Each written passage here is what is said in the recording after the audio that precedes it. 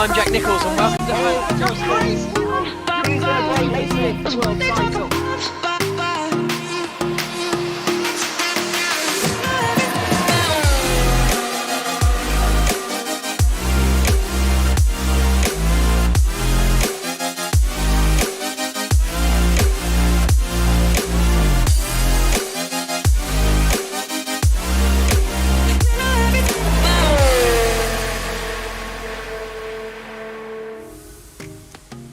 That's right, it's finally time for the return of the official rFactor 2 Open Wheel Championship. With 20 seasons completed and a series moving from strength to strength, from humble beginnings to a constantly increasing stage, 2021 sits on the horizon ever closer as we build up to the first race of the season.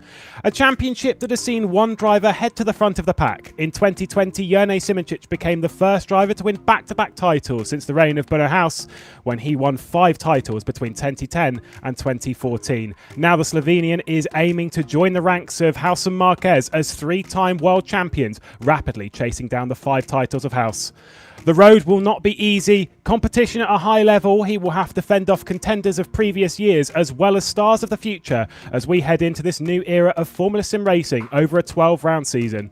We venture from iconic locations like the Nürburgring, Silverstone and the Brickyard of Indianapolis to tracks which have provided some of the greatest races in FSR history. Throw in a surprise visit to a legendary Circuit de la Sarthe and we have all the ingredients for an epic season.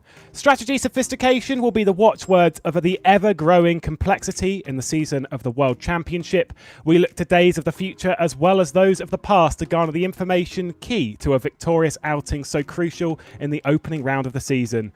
All of the drivers aiming for a run at the title of World Champion in only a few months' time. It's a short season and there is absolutely no margin for error. It all begins with round 1 though. The tables are all reset to 0 as the merry-go-round begins again. Our first trip takes us 40 kilometres southeast of Bologna to the small Italian city of Imola. Steeped in the history of world motorsport, its return last season to the FSR World Championship was certainly a welcomed one and a race won by none other than double world champion Rd.1 Simicic. Will he be able to go back-to-back not only in the race but also the championship? Well, there's only one way to find out. It's time for the official rFactor 2 Open Wheel Championship to return, round 1 of 12 in the Formula Sim Racing World Championship, brought to you by the welcome return of SimLab and 3D Wrap, along with newcomer Masita Esports and with the race.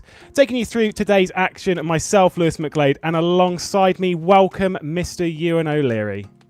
Thanks very much, Lewis. Welcome to everybody at home as well. Thoroughly looking forward to this season. We have the top 7 from the 2020 Championship, all returning once again. 4 World Championships on the grid at the moment. 2 of them belong to Rd.1 Simicic, of course. We've got a new car this season. We've got some new rules with regards to tyre strategy, fuel strategy, which is all going to come into play. Some new tracks on the calendar and a new season opener here at Imola. We've never opened the season at this particular circuit. We'll be breaking that record here tonight. We could indeed see our second repeat winner around here as well. We have Roy Colby, who is a repeat winner 3 times. He won here in the 2000s. Simicic has the chance to join him tonight by taking 2 in a row. He won here last year, so maybe he can do that once again. Very much looking forward to this race. We're in qualifying at the moment, just under 8 minutes to go for to kick off the FSR World Championship season. Massively looking forward to it.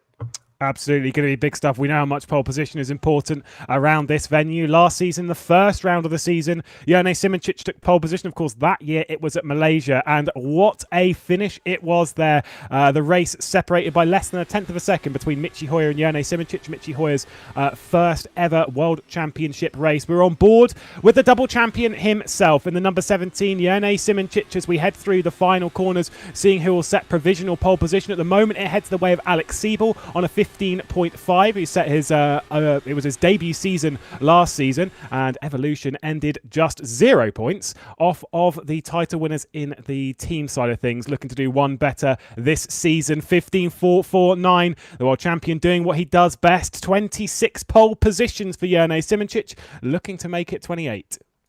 Yeah, it's not exactly like he's had a quiet off-season, is it, either, really, because he had the Indy Pro Championship, which, of course, he won.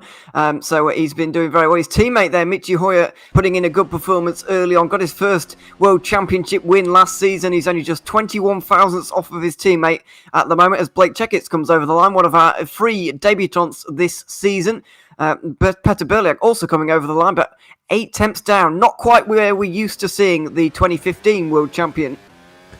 Riding on board with his teammate Mohammed Patel, the 2017 World Champion, on board with the brand new BS Competition Williams Esports lineup. The two sort of coming together here, a bit of a merge to make sure that these cars are on the grid. And what a lineup it is. Berliak and Mohammed Patel are two of the strongest drivers we've ever had in the FSR World Championship. What's Patel going to do across the line? He's going to jump his way up the order to 5th. That's a decent lap time. The race winner of the Brazilian Grand Prix last season didn't do the entire season, only joined for the final 5 races, but in those 5 races he finished on the podium 4 times, including that win at Brazil. The other one was a retirement, the one that he that wasn't a podium. So still a very, very decent record, and a driver certainly hungry for the World Championship this year. Yes, certainly. Currently watching Adam Maguire coming into the final couple of corners at the moment. This is his first World Championship race for 4 years, and he's never really done it consistently. He's never been in for a full season effort per se, so he'll be looking to have a good performance here. He has taken a pole in the World Championship before, but on the performance at the moment, he's looking in a pretty good place, actually, just behind his teammate Liam Duval. Those two HM Engineering cars, 4th and 5th at the moment, just either side of a 10th off Simon Chich at the moment, who's still in the pit lane. Jeffrey Fournier, the only man who hasn't set a lap time so far in this session. He's coming through a very, very quick section at Aqua Minerale, and that's going to be a big talking point. It's caught a lot of drivers out in the free races so far today, and it's even going to catch out these guys. You know, they're the very best open-wheel drivers on rFactor 2, maybe in any car. These guys are the very best that you can find around, but that corner catches drivers out no end. Oh, and there we go. Fournier off the road as well, coming down to Ravaza, just overdoing it. So his session's going from bad to worse. Curious that he didn't try qualifying on potentially something like the hard tyre. We'll get into how the tyre strategy works after this qualifying session. Looking at Tom Satherley, the driver who I rightly called that he made the first pit stop of the decade in the World Championship last year at Malaysia. I did wrongly call that he was English, though. So we won't let that one go. Either way, good accolade for him. Gets up into 8th position. Been an okay day for Ghost Speed. Mantis Ricus won in the Academy race earlier on today, so it's been an okay day for them. Danny Kish back in the championship full-time, moves up into 7th position for Zansho Simsport. He last drove in 2019 as part of Edgy Sports, and we're right on board with Liam Duval, who set a purple second sector. He's currently qualified in 5th place. This is going to be a mad lap across the line. It's good enough for pole, just about a 10th clear of Jerne Simončić, the double world champion. Now has to do the work to get back on. That's a great result at the moment for HME. Yeah, fantastic performance from both of their cars, not least Liam Duval, who is currently on provisional pole, the Dutch driver at the moment, 0.08 of a second ahead of Jerne Simončić. Michi Hoyer trying to do something about that at the moment. He's just over a 10th behind and 6 thousandths only ahead of Yanis Braksok at the moment. We're just having a look at up and down to see if anybody's trying to qualify on hard tyres. It seems that actually not many people are actually doing that for the moment. Here comes Michi Hoyer over the line, and he goes to the front now by 47 thousandths of a second. So it'd be good to see him get a pole. I don't believe he has in the World Championship ever before. He did get that race win in the opener last year, let's not forget, but never a pole position in this particular category. I believe he actually has, from memory. At least my stats show that he's got 2. Previously, but the only person to be able to confirm that to us would be Michi Hoyer himself. Certainly only the single victory at the Malaysian Grand Prix. Mohammed Patel with a few pole positions to his name. Remember, before he even took his first Grand Prix victory back in China a good few years ago, I think it was this would have been 15. He had an engine failure on the final lap of the race. Desperate not to have that. 0.3 off of the pole position at the moment only puts him down in 9th place. 2 minutes left of the session. Final laps coming in, and a lot of these drivers desperate to improve in these dying moments. One of the new drivers for the season, Ernest Lappins for Apstino Force Bologna. needs to do, I think, to be fair, I was going to say he needs to do a little bit better than where he currently is, but he's currently 17th position, just over half a second off of pole. It's so close out there.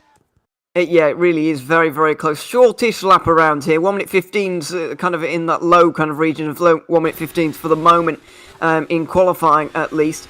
So it is a relatively short lap, and we are expecting to see it very close, but that's always kind of how it is. FSR, we can't expect that at this point as we're on board with Jonas Braxock. A tenth and a half roughly behind Michi Hoyer for the moment. He's going green in sectors 1 and 2. Going to bounce his way across the curbs at the chicane. And try and get the best run down possible to Ravazza the final couple of corners. Make sure he doesn't screw it up right all at the end. Just getting a look at his kind of... I quite like that livery, actually. Oh, he's not enjoying that penultimate corner, though. Bit of a slide, and that's not ideal at all. He might have thrown it all away, actually, in those final couple of corners, although he might have got away with it. We'll wait and find out in the next few seconds as he comes over the line now, and it is... not an improvement, I'm afraid. That last section really undid all of his hard work, I think. Yeah, he's had a decent run, had a pole position in 2019, and of course was very, very good and consistent throughout the 2020 season. The only time he didn't finish in the points was the final race, where he had a retirement to his name session already done. Luke D'Amelio moving over to Ghost Speed Racing, a little bit of movement in the off-season for him, departing the Zancho Simsport squad, who he is now up against in this championship. To the line, he's good enough for 14th. That's okay. Just behind Jim Parisis. The new addition to that car, to that Edge Esports, being Luke Maguire. You might be a little bit shocked to sort of know he's qualified in 10th position here, but last season he qualified on pole position at this circuit. A little bit of tyre wear and stuff throughout the race was what cost him victory there. We look at Robin Panzer, who seems to just be struggling with this car once again. He's not found the form that he had in 2019.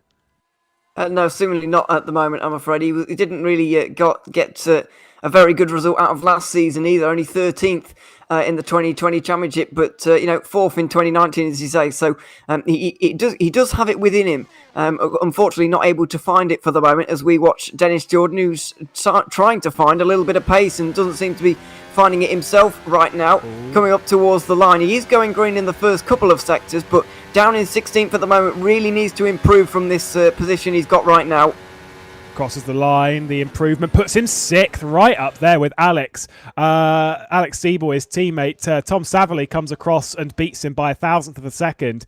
Massive lap time for him. Liam Duval was improving in the middle sector, but wasn't able to do anything about the lap time. And so, in the same sense that we had with that shock victory for Michi Hoyer back in Malaysia last season, Michi Hoyer starting the 2021 FSR World Championship in the best possible way.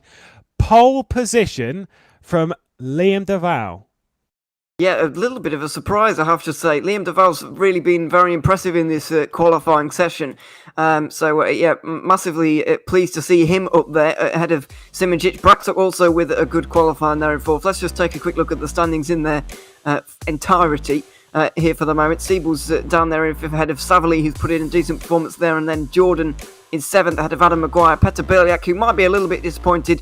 Daniel Kisk is in 10th place. Interesting to see that Mohammed Patel not inside the top 10. He's actually, I wasn't going to say this on the stream actually, but now I've started this sentence, I'm going to have to say it. He's my pick for the championship this season. Whoa. I'm sorry about that. But it's not started off great. P11, although only 3 temps off, so it's not like he's lacking pace. He's just lacking a bit of track position early on. But track position in this championship may not mean quite as much as in some previous seasons. With the strategy that we have, it opens the door for drivers to be moving their way up the order. If I was going to make a pick, we'll go with the early picks then. If you're throwing it out there, I'll also jump in with that. I think Dennis Jordan is going to be the champion this year. Why not? The 2020 Dutch Grand Prix winner. Seeing 23 of the cars there separated by just over 7/10 of a second. It is so close in the World Championship. Yeah, it absolutely is. We've come to expect this kind of thing, really, at the World Championship, and it's delivered for us once again. Tom Saverly is only like 2 temps ahead of Mohammed Patel, and that's 6th to 11th, so extremely close in that region of the field as well. Wow, that lap time is incredible by Michi Hoyer. And before we get into the race, let's take a closer look around the circuit conveniently with one Michi Hoyer. Welcome everyone, this is Formula SimRacing. My name is Mitchie Hoyer and I welcome you to the FSR 2021 season, which is about to kick off here at Imola. So I also welcome you to the track presentation. As we're coming out of the final turn, we push the car hard towards the start-finish line. The FSR 2021 car, chassis-wise, an F122 regulation. And with refueling, with tyre changes, it's going to be an interesting season. Best overtaking spot here, turn 1, heavy on the brakes. Make sure you hit turn 1 perfectly, because you need a sweet and perfect exit through to turn 2 and 3. Into 4, take that curb, so for 5 you're perfectly on the entry. Short sprint up to turn 6, very late apex here, and then all the power down. Traction is important here. On the sprint up towards turn 7, up the hill, into the quick left-hander. Don't go too wide on the exit, don't want to go too hard over the rattle curb. Into Aqua Minerale, easy on the brakes as the car likes to snap, then don't take the rattle curb too much again. Coming up into Variante della Rodger, take the curb, sweet, and don't go too wide, because there's another rattle curb that likely unsettles the car into the second best overtaking spot. We come for Rivazza 1 and 2, heavy on the brakes. Make sure you hit that curb and then get a perfect exit out of final turn at Rivazza to take all the speed onto the start finish straight. As I said, turn 1's going to be the best overtaking spot. Anyway, we're looking forward to a great season. That is one lap here around the Imola circuit. And strategy, refueling, different tyre compounds and different car philosophies gonna be all with us during the season.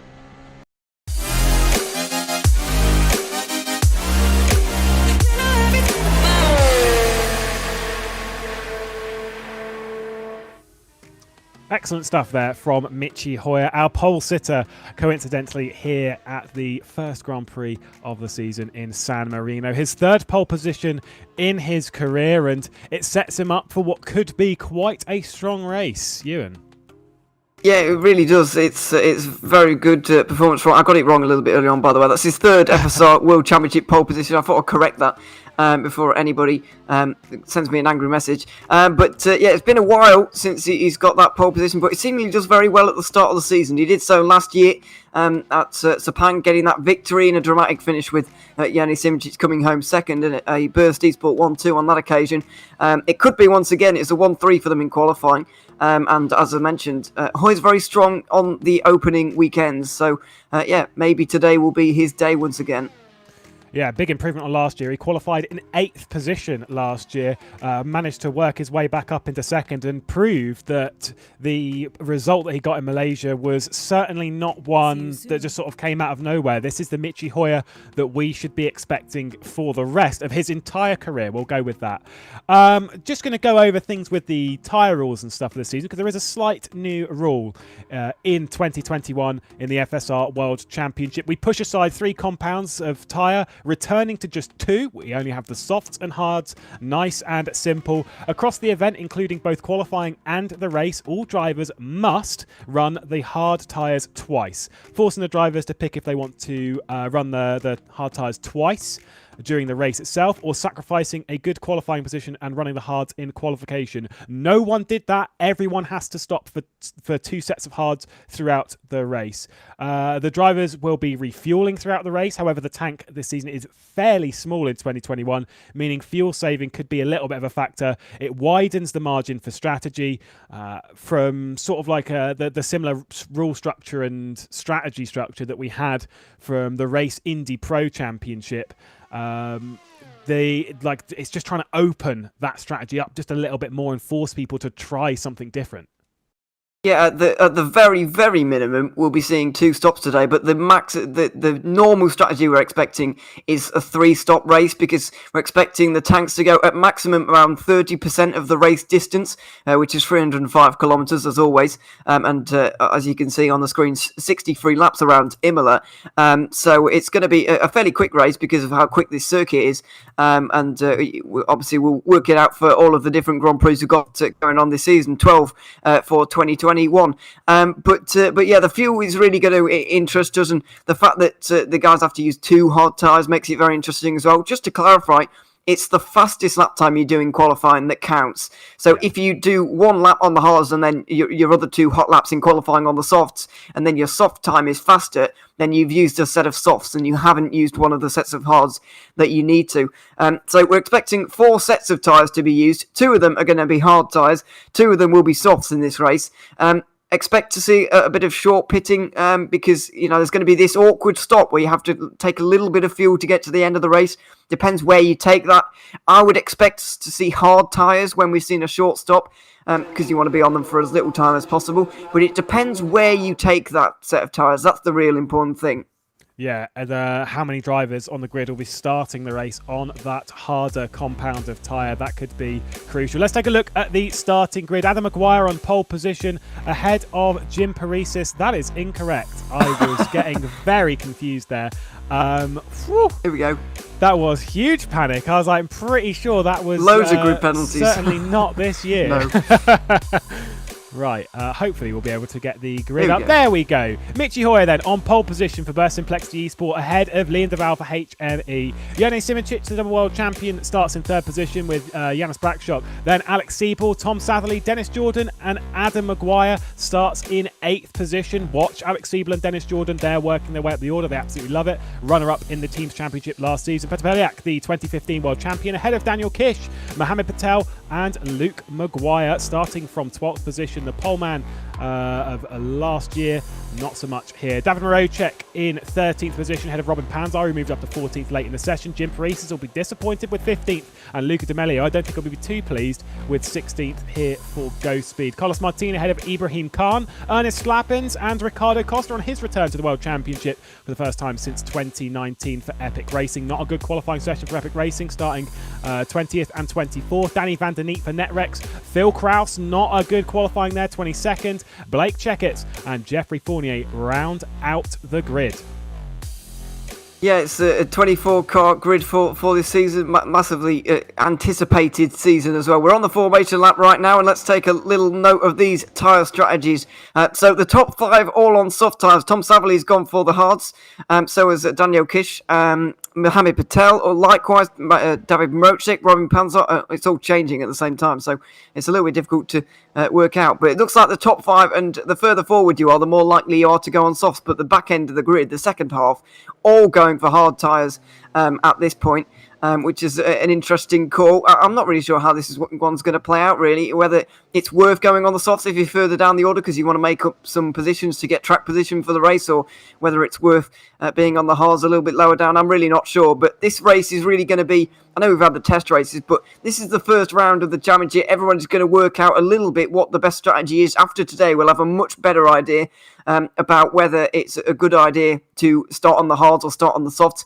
I'm kind of disappointed nobody went for the hard tyres straight away out of the box in qualifying, really, because then we would know if that strategy was a good one or not. But at the moment, none of these guys know whether it is a good one or not. They're just totally disregarding it completely. And they've already decided for themselves that it's not the way that they want to go.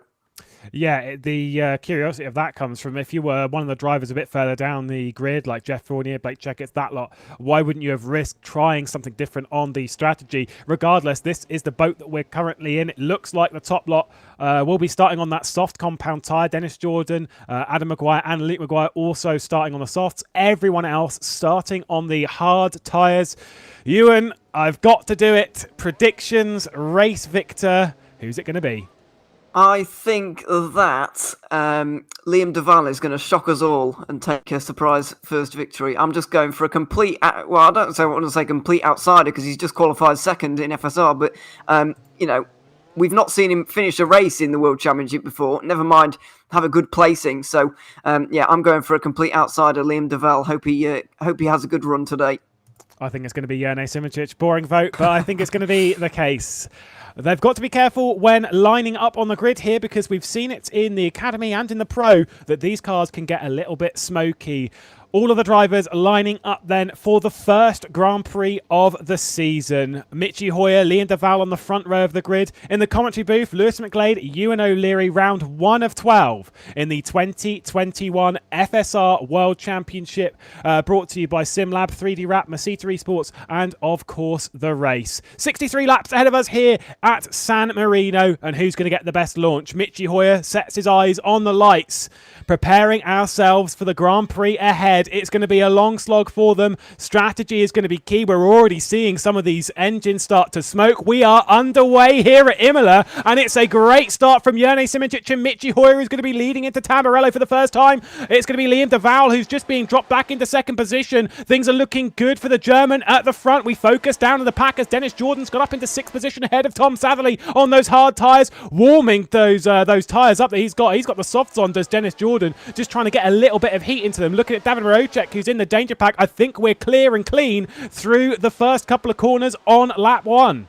A big dive going on in front of David Mocek there, and there's a lot of battling going on down in the pack, but it's a great conversion from Mitchy Hoyer there to convert a pole position into a lap 1 lead at the very least as we look through the whole field. Liam Duval got a little bit of a sluggish start, but Jerne Simoncic with the inside line was really not going to be denied of that position down into turn 1. A little bit of battling going on further back, but it has been a clean start. Everybody has got away nicely, and at the moment we're seeing the first hard tyre runner of Tom Satherley basically staying where he is. It'll be interesting to see the delta now between the two tyres. Is it going to be a massive disadvantage to run the hard tyres, or is it going to be not that much of an inconvenience at all? We'll find out over the next few laps. We just saw a little bit of BS Competitions driver. That was Mohamed Patel, who's in 13th position. We now focus on Tom Satherley, dropping a position on the start there on the hard tyres. He's now got Adam Maguire on the soft tyres directly behind him. Wonder if he'll fight this one too hard, or if Adam Maguire will find his way through. Looks like he's not going to have an opportunity into Tamburello. The harder tyres, obviously, there's less grip. They're a bit more slippery, a bit more understeery. Not quite as good realistically on the brakes, although these cars are pretty decent on the brakes anyway. Mitchy Hoyer already has a 1 second lead over Jerne Simoncic, looking to go for his second Grand Prix victory in the first round of the season. Be pretty handy for him to start the championship in such a way. On board with Mitchy Hoyer, and you can see that distance, on board with Jerne Simoncic rather, and you can see the distance to Mitchy Hoyer already pulling out quite a bit. Hoyer is pushing hard at the early stage. Maybe he started on a bit lower fuel. Maybe he's just trying to burn these soft tyres out. Yeah, possibly. I don't really see the strategy, though, of starting on lighter fuel, because you're just going to have to stay stopped in the pit box for longer. So if I were them, I would be having a full load of fuel as jumping across the curbs. There is Luke Maguire for Edge Esports, and he might well lose a place to David Mocek now. I presume he's buried in the hard tyre traffic right now and wants to get through and use these soft tyres as much as he can, but it's kind of difficult to pass around here at Imola. We know that track position not as much of a factor in FSR because it is a little bit easier to overtake than it would be in, say, real life. But at Imola, it's a difficult place to overtake, and there aren't many places where you can actually go for a move. And we're seeing single file down into turn 1. Luke Maguire kind of buried in this traffic. Peter Berliak, not the best start you've ever seen from him. As we've seen Blake Checketts actually have a spin out of the final corner on that particular lap, and he's into the pit lane now. But Peter Berliak only in 10th place for the man who came second last year. Take a look at a replay as to what happened to Blake Checketts. We ride on board with him into the second part of Ravat, so maybe a little bit too much power here, is it? Oh. Yeah, there we go. Just snaps a little bit. Loses the front wing as well. It's quite a violent impact. Oh, loses the rear wing as well. At least he gets one of his hard tyres out of the way if they want to sort of glean any positive from it, but that's a pretty heavy crash. These cars are quite sensitive to damage, noting that most open wheelers are. If you do pick up a little bit, it can make the car very difficult to drive indeed. Yeah, absolutely, and we've noticed throughout the first 3 races of the day, or I've noticed at the very least, these cars are very easy to lose on traction. I've seen a lot of people spinning out on the way out of corners, so we've already seen one of those, and we're only on lap 3 at the moment, so it's going to be a very long, difficult evening for some of these guys. If your throttle modulation needs to be perfect around here, really, if you want to keep it on the straight and narrow and stay, pointing the right direction, as we go on board with Ernest Lappins in the slipstream of Ibrahim Khan in the Zancho car. Is there going to be a move here for the World Championship debutant, And no, not for the moment. He stays behind for now as Tom Satherley is losing places. Adam Maguire's through, and so is Daniel Kish. Yeah, I just saw that. I was going down into Tamburello, I believe, that Tom Savley dropped the position, and I think just opened the door for Kish to get through for Zancho Simsport. Ed Trevelyan Johnson will be watching for that team. Will be pretty happy that Kish is the highest running hard tyre driver. I think it was 4-time Grand Prix winner that I've got with Daniel Kish. Hasn't won, though, in a long time. I think it was 2017, his last victory at this level, and certainly needs to, or feels that he needs to sort of set the pace alive a little bit. He won on his debut, did Daniel Kish, back in 2015, the first race of the season for VB Madcape, then joined Twister Racing, which obviously he was in a partnership with, I think, Peter Berliak and stuff like that at Twister a little bit. A long history in the FSR World Championship. This is what happened then with Tom Satherley. Oh, Adam Maguire dived a little bit down the inside and kept it all the way around through Tamburello. A lot of contact between the two. That allowed Kish through. Good reactions from the Hungarian to get through up into 8th position, but that was some dicey, not so great stuff between the two of them. Yeah, very, very physical going through the first chicane. These cars, they're quite wide. They're not the narrowest cars I've ever seen, but no worse than last year, I have to say. But this is quite a narrow circuit, and especially through that first chicane, it can get a little bit physical between these guys. And that's exactly what we saw right there, really, between Tom Savley and Adam Maguire. But Maguire wanted to get through ASAP, really, because he's on the soft tyres, wants to make use of them while he's got them. So he's now 3 seconds behind the top 6, and that just shows what kind of time he has lost as we look at Michi Hoyer once again. He's leading this race nearly 2 seconds now in the lead. Jurnej Simoncic heading a bit of a train behind him, but that's not because he's holding them up, really. He's just running his own race at this point, and Michi Hoyer seems to have the measure of everybody else as it stands right now as we complete lap 5. Still too early for any kind of pit stops, but Hoyer's going to be very, very pleased with the way this opening stanza of the race has gone. Big shout out to the likes of Jurnej Simoncic, Alex Seibel, Dennis Jordan as well, because we know what they're like on strategy. What Michi Hoyer is presently doing is trying to run away at the fastest speed possible. Meanwhile, we know that Jurnej Simoncic loves to play the long game. There is a reason that he is our double world champion, that he's runner-up in the World Championships a good couple of times as well, and that he's won 22 Grand Prix in his career since he joined the FSR World Championship, has done various bits in the World Championship since 2012 up until now. That is 10 seasons in the World Championship. Obviously taken a little bit of a break here and there and not been full-time for the entirety of his career, but certainly a driver that is coming to the fore now, not only in FSR but of course in sim racing in general. If I've always said this before, if I'm in the boots of like Michi Hoyer or something like that, and I am pulling away almost comfortably from the likes of a driver like Jurnej Simoncic or elsewhere like Erhan Jajowski, something crosses my mind. I'm thinking, what am I doing wrong? If they're that slow, they're doing it for a reason, and there's something that I don't know. Obviously they're teammates and stuff, but there is still that element. Yeah, that is a good point. You start to wonder about, am I chewing through my tyres trying to do this, or whatever it is? What does he know that I don't, kind of thing? Hoyer, it's very impressive the way he's gone out to a 2-second lead here, Hoyer, against a double champion in Jurnej Simoncic. But, everybody else is kind of sitting there, you're right. So it'll be interesting to see how this race really develops. We really don't know how it's going to play out. 63 laps around here today, and we're expecting 3 stops. So all of these guys are going to have been in at least once by the time we hit lap 20. But we're not quite in the window for a few stints. I guess if somebody pits now, then that's their early stop. And we better take note of them a little bit later on, because they're going to have a short stop and they're going to rocket up the order, really. So we'll take a note of that. But it's just a waiting game at the moment. We often see this in FSR races. The opening lap happens, it all explodes, and then they fall into single file. They run their own race, and then slowly, as the race goes on, it starts to bubble up. Things, moves start to get a little bit more dicey. People get a little bit more desperate and a little bit more aggressive throughout the race, and then it comes to a very exciting climax right at the end. So, we're just in that kind of bubbling up phase at the moment, waiting for those first pit stops.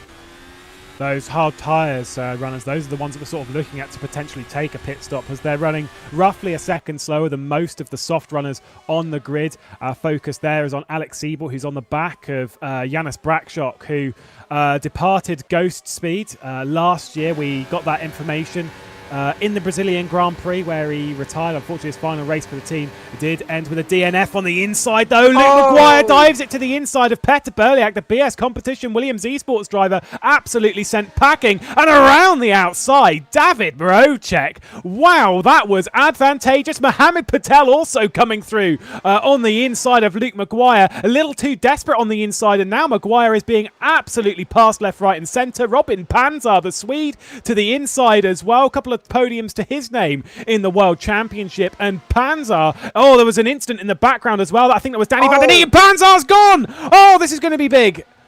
He's just about kept it out of the wall somehow. Very good driving for him to actually manage that, but goodness me, Luke Maguire going for a move down the inside into turn 1 instead of making up the place. He's actually lost 4 or 5 positions, and he might be under pressure now from Luca D'Amelio if there's going to be a move, and there's a spin for Luke Maguire. He's turned around by Luca D'Amelio out the chicane, and he's going to be falling all the way to the back of the field behind Robin Panzer, who he came into contact with a few moments ago. A very, very messy few moments there for Luke Maguire, trying to be aggressive on those soft tyres, trying to get through on the hard tyre runners, and in the end it's just not paid off for him. He's down to 23rd. There's Petr Berliak there on replay going off. I didn't even notice that at first, but Luke Maguire having much more issues than him.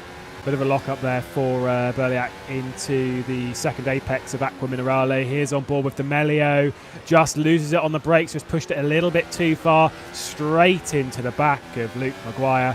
That is a shame. A bit of careless contact from D'Amelio, but he'll live to fight another day. Hopefully he doesn't have any bad wing damage and potentially getting a little bit understeery as the race goes on. He's on the back of Ernest Lappins at the moment, ahead of Ibrahim Khan, of course, his close friend. They've raced together as D'Amelio and Khan when they were a part of Team Rookie Monsters. Whilst D'Amelio is still a part of Team Rookie Monsters, Khan is not, signing for Zancho full-time at the moment.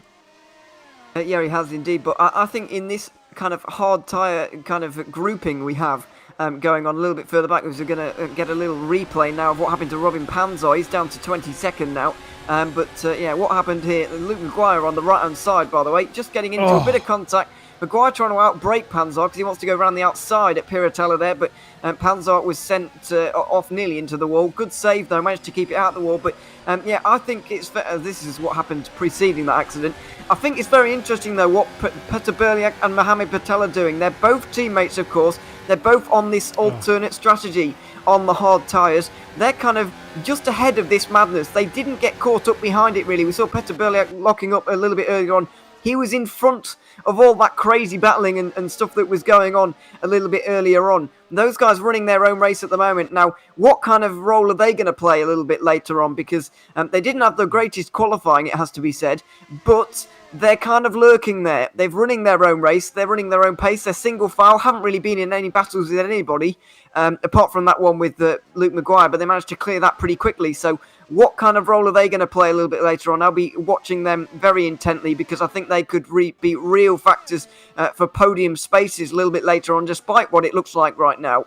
I think that what we saw on that replay just a little while ago was that there was contact there, obviously, between Maguire and Panzer. I would probably argue that Panzer might have been squeezing a little bit too much, whilst very fine and legal. It's just that when Maguire gets on the brakes in that scenario, the only thing that he's going to make contact with is the front right-hand wheel, and Panzer went off. Might have just been a little bit too aggressive in the early stages. You could argue that both ways and look at it until the cows come home, but that's just kind of how I saw it very briefly from that quick view that we saw. Jone Simoncic and Liam Deval were very, very close. I thought Liam Deval was going to be going for a move on the Slovenian, but nothing happened at that moment. Carlos Martin on the back of Ricardo Costa. We've seen good pace from Ricardo Costa in 2019 when he was driving for HME Oramilla.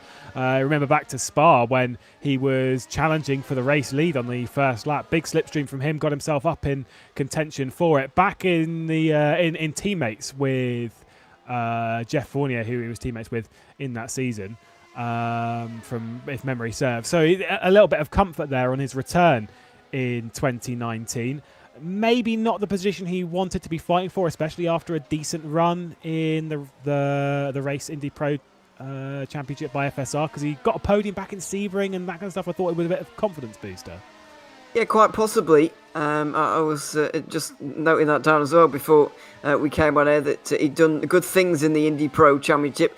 But obviously the car's not really similar in any way. But that confidence can still carry over into anything really. He's never got a podium though in the World Championship as Riccardo Costa. So maybe today will be the day. He's a long way down for the moment, but maybe throughout the season he will be able to as well, as we look at the two Williams cars once again running nose to tail through the first chicane once again. Just letting David Marocek go a little bit in front of them at the moment, just letting that gap go out a tiny bit. Petter Berliak, it doesn't look overly comfortable right now, I have to say. I have seen him, more comfortable in a car at this point, but he's still running out there in 11th. The race will come to him though. Let's not forget a little bit later on. Further back, Phil Krause is behind Jeffrey Fournier here. This is the kind of madness in the midfield with the hard tyre runners all kind of scrapping over the lower reaches of the top 10. That's what those guys are hoping for. Maybe some few points at the end of the race. Gaps coming in a little bit towards the race leader. A couple of tenths in the first sector. Michi Hoyer dropped off to Jerne Simoncic. Not too bad, but it's gone from 1.8 seconds down to 1.5. So the double world champion is closing in and dragging the chasing pack with him. Simoncic, Duval, Brackshock, Siebel, Jordan, all in that train. Adam Maguire just a little bit off the back, about 3 seconds behind Dennis Jordan. And then you have all the hard tyre runners. Don't think that they are out of it yet, because as the race goes on, as they get onto the soft tyres and everyone else gets onto the hards, they will come back into this race to some degree. But at the moment, everything's looking pretty good for Burst Complexity Esport, continuing where they left off last season. We know that they're a strong outfit and that they've got all of the accolades to win multiple world championships, because we've seen them do it. They were the world champions last season, only just. It was 0 points separating them and Evolution. At the moment, Evolution a fair way behind. Pit stop for Robin Panzer and Carlos Martin going onto the soft tyres. Yeah, so lap 12, and we're seeing the first pit stops now for those two drivers, and refueling as well. Presumably, it's going to be a little bit shorter because they've gone about 5 laps, 6 laps short on what these guys can do on tank of fuel. I think 18 roughly is going to be the limit, maybe 20 if they can really push the boat out on this fuel stint. But either way, are any of the leaders going to react to this? I presume they're going to be completely indifferent to it, really, unless they want to make something happen themselves. Somebody like Janis Braksok or Adam Maguire a little bit further down, who are in this soft tyre train right now, maybe even Liam Duval, can go for this and go for a little bit of an early pit stop. But I think they want to use their soft tyres as much as possible. They want to run this tank dry because they know they've got the soft tyres on right now. This is as fast as they're going to get, as into the pit lane comes Petter Berliak. Soft tyres for him. Ernest Lappins follows in.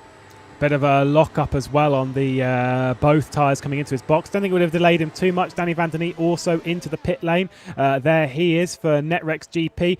Had a good day so far of Netrex. Had pole positions in both Academy and Pro. Took the race victory in the Pro Championship. It was a 1-2 in that race. So a decent day so far for them. Although this at the moment with Van Der Neat in 21st position, Carlos Martin 22nd, not really going too well for a squad that has been in the World Championship for a very long time. David Marocek, we currently look just at the bottom end of the top 10, what would be the final point scorer when we reach the checkered flag. But with a field so strong like this, the likelihood of him hanging on to 10th position seems fairly unlikely, in the sense of when we get to that checkered flag, if this is the top 10, I'll eat my hat. Marocek could get further up in the top 10, may drop off towards the end. Your strategy, you need to have faith in it yourself that it will work.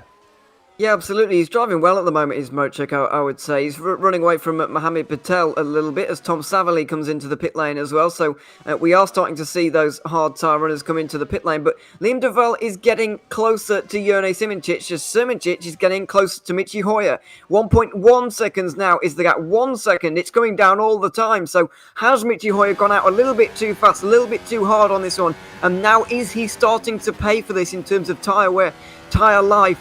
Is it starting to go away from him? But Liam Duval looking very strong at this point, looking even stronger than Jerne Simoncic as things stand. But is he going to be able to keep this pace up for the whole 63 laps of today's race? As we mentioned, he's never finished an FSR World Championship race. Never mind scored any points, never mind getting a podium in this one. However, he did get second place in the Indy 300 that we had just over the winter break with the Indy Pro Series. So, he's a very good driver. We already know that. And hounding Jurnej Simicic at the moment. Very impressive stuff from him.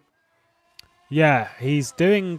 He's got some strong pace at the moment. I will say though that the hard tyres. We're just ticking over the point now where the hard tyres are starting to go faster than the softs. Liam de Val's going to pick the outside of Tamburello because the inside is defended by the Slovenian double world champion of Jurnej Simicic, committed all the way around. Lovely stuff between the pair of them, and Liam de Val goes up into second position with a move around the outside at Tamburello. Jurnej Simicic won't be done with it, but we know that Simicic is a thinker's man. He likes to play the long game. He likes to think about the long strategy. He is most certainly not panicking right now that de Val has got by. He'll probably be more concerned that Janis Braksjok's on the back of him, a driver that he fought for victory with Martin Gosby back at the Italian Grand Prix of 2019. It was a really impressive drive from Braksjok, controlling on strategy and pushing those tyres to the very limit on that day. We know he's a driver that looks after his tyres, as was proven then, and he caught ACR Zakspeed by surprise, and they had to respond at the latter point of the race. They did respond. Gosby took the victory, and Braksjok, unfortunately, with an instance with Gosby, ended up in the wall. It might have actually been Jurnej Simicic that day. Don't remember. It was a long time ago. But Braksjok, he's certainly a driver that's got the pace to contend at the top and get some podiums. Didn't have one last season, but it is in there. Yeah, he's into the pit lane as well right now. He follows in Jurnej Simicic, who was starting to struggle there, and it's very smart driving from Simicic down into turn one. He could have run the car very deep in there, bounced across the curb. That meant the danger of careering into the side of Liam de Val and spinning himself around, but he was very smart. He decided not to. Dennis Jordan follows them in, puts on hard tyres. Saw Simicic with hard tyres on as well. What's Janis Braksjok going to go for? I presume hards as well at this stage, but you never know what he's going to go for. It's soft tyres for Janis Braksjok. I like this strategy. Aggressive from the Hungarian driver. He wants to go out and attack this race as much as possible. Here comes Jeffrey Fournier, by the way. I don't think he's stopped it for the moment. That's why this is getting quite close. Luke McGuire likewise hasn't stopped yet, I don't believe. But I could be wrong. Either way, Janis Braksjok, I like that strategy, even though he has lost a bit of time in the pit stop. Yeah, it's something aggressive. It's something bold. It's trying something with this strategy, with this ruling, and he'll just try and hang on to track position when he gets onto those hard tyres a bit later. What it does mean, as you see Blake Checkett's there getting out of the way. Obviously, we saw those early instances. He's dropping a lap down on everyone, not really having the best time of it here in the World Championship. You could argue maybe he was promoted a little bit early into the World Championship, as there might be that same argument for a couple of other drivers. As the rest of the top lot come into the pit lane, Michi Hoyer, de Val, Alex Siebel, all into the pit lane. Now, what happens to the likes of Marocek, of Patel, of Parisis? Is this the limit of the fuel tank, or is this the limit of the tyres? They're also coming into the pit lane, so it is a fuel tank thing. They are fuel limited. Jim Parisis has been saving his fair amount. We've seen this before. He has learnt from the best and takes the lead of the race. He does indeed, the Greek driver leading his first lap of 2021, and he seems to be the only man staying out there at the moment who hasn't stopped just for now. Michi Hoyer's gone for soft tyres again, but he's been undercut by his teammate Jurnej Simicic. Now, I think the two-time champion is short-fueled because he has jumped Braksjok by a couple of seconds. He's got 1 second and a half over Michi Hoyer, and don't forget, he was about 1.5 seconds behind Hoyer before this stop, maybe even more than that. So I think Jurnej Simicic is short-fueled here. He's going to do a very short, hard tyre stint here, get it out the way now, get a bit of track position. But the danger is when he pits next, whatever tyres he puts on, he's going to be in a little bit of traffic. So it could backfire on him here. We'll just have to wait and see. Either way, Hoyer, Braksjok and de Val all chasing him down on soft tyres. They've got 2 hard tyre stints to come in this race. The longer that Jurnej Simicic, when Hoyer, when Braksjok, when de Val, the longer that he holds them back when they eventually get to him, the better for him, because it's a lap that he doesn't have to worry about trying to get back later on. So for him, this could work out for Simicic. It's again, we don't really know where the strategy is going to go. It is a brand new type of strategy for us in the World Championship. We've had a similar sort of test to something fairly similar in the race Indy Pro Championship as Jim Parisis comes into the pit lane, relinquishing the lead to Jurnej Simicic. It's still a burst. Simplexity 1-2. This time, though, it is Simicic leading from Hoyer, from Braksjok, from de Val and Siebel, your top 5.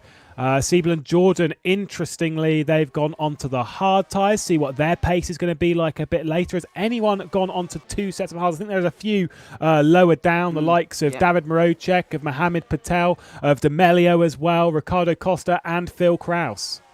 Yeah, some people getting their hard tyre stints out of the way right now, and then they'll be short pitting on this one, and then going soft to the end, which means they're going to be very fast, but they're going to be doing a lot of overtaking a little bit later on. However, the field's going to be a little bit more spaced out, so it might be a little bit easier for them to do so. We'll wait and see, of course, as we look now at Luca D'Amelio holding up a little bit of a train here. Danny van der Neet and Ibrahim Khan are behind, and they're going to try and get through ASAP on their soft tyres, but easier said than done around Imola, as the gap in the lead comes down to just 1 second. Hoyer is bringing back his teammate by about half a second a lap as it stands right now, and Petter Berliak on the back of Tom Savali. These two having put soft tyres on from their early hard tyre stint. Interesting to see that nobody went for that very short early stint on the hard tyre, or nobody at the front of the hard tyre runners really went for that very short early stint on the hards. Everybody pretty much ran that tank dry, no matter what tyres you were using. Yeah, Berliak, when he came into the in to get his new softs on, he did set the fastest lap of the race in that time. It was a 16.537. Plays Michi Hoyer's 6.02, Janis Braksjok's 6.29 that they've just set on their previous lap time. So a good pace at the moment from Berliak as we look backwards from Van der Neet to Ibrahim Khan. World Championship debut for him, for Zancho Simsport, a team making their debut in the World Championship. Wasn't able to do anything in Tamburello. Let's see if he can dive it down the inside into Villeneuve. We don't really expect to see too many moves into Villeneuve, especially not with the very large anti-cut sausage curbs on the inside, because in a car like this, they're liable to flick you up in the air. They're quite aggressive, quite violent, and so you really want to be careful if you're making a move at that point in the lap. You almost want to save those kind of moves, that kind of bravery, for later in the race. Yeah, absolutely. It's not quite the time for the moment to be making those kind of kamikaze moves down the inside at any point, really, as Michi Hoyer now is in the slipstream of Simoncic. This could work out very well for Burst Esport, I have to say. If Simoncic lets Hoyer through without difficulty, and then Braksjok is really held up by Simoncic, then it could put Hoyer in a great place, and it could put Simoncic in a great place, kind of in one fell swoop. So we'll see what these guys do. Are these guys going to play the teammate card, or are they going to fight each other as if they were, on separate teams here? I guess, the only rule they may have is just don't hit each other, for goodness sake, and that might be it. But they might be out to help each other here today. We'll find out down into turn one on the next time. But Hoyer's not got an insignificant amount of pressure on from Braksjok at the moment. He is applying some to Simoncic, but knowing it's your teammate does alleviate some of that. So we'll see now whether Braksjok is going to be aggressive. Is he going to try and get ahead of Hoyer? He's going to the outside line at the chicane. This would be impressive. He backs out for now. Yeah, Variante Alta's not really one you can make it stick around the outside. It's quite a high-speed chicane despite it being quite tight. Jone Simoncic, I don't think he'll be moving out of the way for Michi Hoyer. He probably won't fight him quite as hard as anyone else, but as much as Jone Simoncic is a really nice guy, he is a double world champion, knows how to win, and wants to win more. That is a good launch off the final corner from Michi Hoyer. I'm pretty sure into the first part of Rivazza. Jone Simoncic may have locked to front left and run a little bit wide of the apex. Here comes the German of Michi Hoyer. There you go. He's not actually going to fight it hard at all and just lets him through. Maybe you were a bit right there, but I think rather than just letting him go, it just wasn't really a competition of fighting hard. Does he fight Janis Braksjok hard? Does he fight Liam de Waal hard? At the moment, it's full for the race lead, and Jone Simoncic dropping down on it. Yeah, we don't often see this, do we? But this is the kind of thing the new strategic elements of FSR are inclined to bring, and it's really bringing the entertainment to us right now. Really enjoying these new strategies going on up and down the field. We've got so many different options for these guys, and pretty much all of them are being used right now. But Simoncic is under an awful lot of pressure. This is the kind of thing that will happen with this particular strategy. Even though I think he's got less fuel on board than everybody else around him right now, he's still on the hard tyres, which is not going to provide him with as much grip as these soft tyres are. As we go back to Petter Berliak, trying to make his way through the traffic right now. He's still behind Tom Savali, who's still behind Daniel Kish, and they're catching on from behind as well. David Mocek and Mohamed Patel just look at the way that Petr Berliak is not that far ahead of Mohamed Patel. Those guys were nose to tail before the last round of pit stops. Berliak hasn't been able to put these soft tyres to any good use at all. Yeah, Petr Berliak last year here finished in 5th position. Obviously, the runner-up in the World Championship in 2020. The 2015 World Champion as well has won his fair share of Grand Prix, including 2 last season. A total of 16 race victories for the man we are currently on board with. Berliak no way through on Tom Saville at the moment. Daniel Kish is doing fantastic stuff at the moment on those hard tyres. Remember, for Kish, this is his 2nd stint on those hard tyres. So he's getting those out of the way early. And at this point, he would be the highest placed driver to have completed both stops. What a return to the World Championship it could be for the Hungarian. Yeah, absolutely. Driving very, very well at the moment. Not a person I particularly had highlighted at the start of the day, but he has got 4 wins in the World Championship on the previous occasions and came 3rd in 2016 in the championship. So, you know, he knows what he's doing, certainly, even though that was 5 years ago now. He knows what he's doing. And as you say, 2 hard tyre stints out of the way for him. He's going to be extremely fast throughout the final half of this race, putting on 2 soft tyres. Whether he can make his way through the traffic or not is another story. But at the moment, he's not got that much traffic to get through. He's in 8th place. He's having a great performance at the moment. Tom Saville kind of stuck behind him, and Petr Berliak's going to really want him to get a move on here as we go back up to the leaders. Braksuk not really making an impression on Simicic here. It's letting Hoyer get up the road. And is the race getting up the road from these guys? I think so. I think Braksuk and Duval need to get through as soon as they possibly can. Looking backwards to Berliak and still no way through. Saville was fighting the back of Kish and no way through for him. You're right that Kish has won 4 Grand Prix, but his last victory in the World Championship was the Malaysian Grand Prix of 2017, a very long time ago. His last podium was at Azerbaijan in 2019, where he only had 1 podium across the entire season, ended up 9th position there. Hasn't been in the World Championship since, making his return after joining Zansho Simsport very, very recently, and seems to have fit in there quite nicely. Saville, nothing happening at the moment on those soft compound tyres as we run back down the hill towards Aqua Minerale. They've also got a little bit of a train here because Marocek and Patel are also a part of this train. And at the moment, we were quite right at the front end that Jurne Simicic is holding off Braksuk, is holding off Duval. He's fighting them a bit harder than he did his teammate, Michi Hoyer. You're right, pulling away. At the moment, 2 seconds clear at the front of the field. 24 laps completed in the opening Grand Prix of the season, and things are looking good for Michi Hoyer at the moment. However, he has not taken hard tyres. This could be good for Janis Braksuk, though. We ride on board with the HME driver. Oh, he looked like he was going to be getting closer, but no move there. An immediate change in the body language of the car for Jurne Simicic. You saw how nice he was, how courteous he was to Michi Hoyer. That has all gone out the window now. He's slamming the door in Janis Braksuk's face right now. He's not going to make it easy for the HM Engineering car to get through. And why would he at this point? He's going to try and hold them back for as much as possible. This benefits Simicic's race, first of all, because he's stopping Braksuk and Duval from using their tyres when they're at their best. And also, he's helping his teammate Michi Hoyer because Hoyer is able to use those soft tyres when they're at their best. So, it's helping both Burst Esports cars. He's acting in the interest of himself and the team at the same time right now as Braksuk. Big slide out of Aqua Minerale. Nothing he can do to stop Liam Duval now getting into 3rd place. Maybe he can have a go and make some inroads into the 2nd place that is currently held by Jurne Simicic. Of course, the Duval and Braksuk are part of the same outfit. They're both HM Engineering drivers. They just run on different sides in the sister teams at the moment. So that was a smart sort of inter-team play to let Liam Duval through. Janis Braksuk's been quite good for his teammates when he was racing at go speed. For now, Liam Duval, if he wants to make a move, well, the outside of Tamburello, I hear, is one move that he quite likes, having done that on Jurne Simicic earlier in the race. We wonder how far Simicic is going to go. His first stint on the soft compound tyres was just 16 laps. It was a lap shorter than various others. At the moment, he's on his 9th lap. I thought Simicic was going off there. He just went a little bit deep into Villeneuve, but he kept it on the road as we go back to Tom Saville, who is still behind Daniel Kish.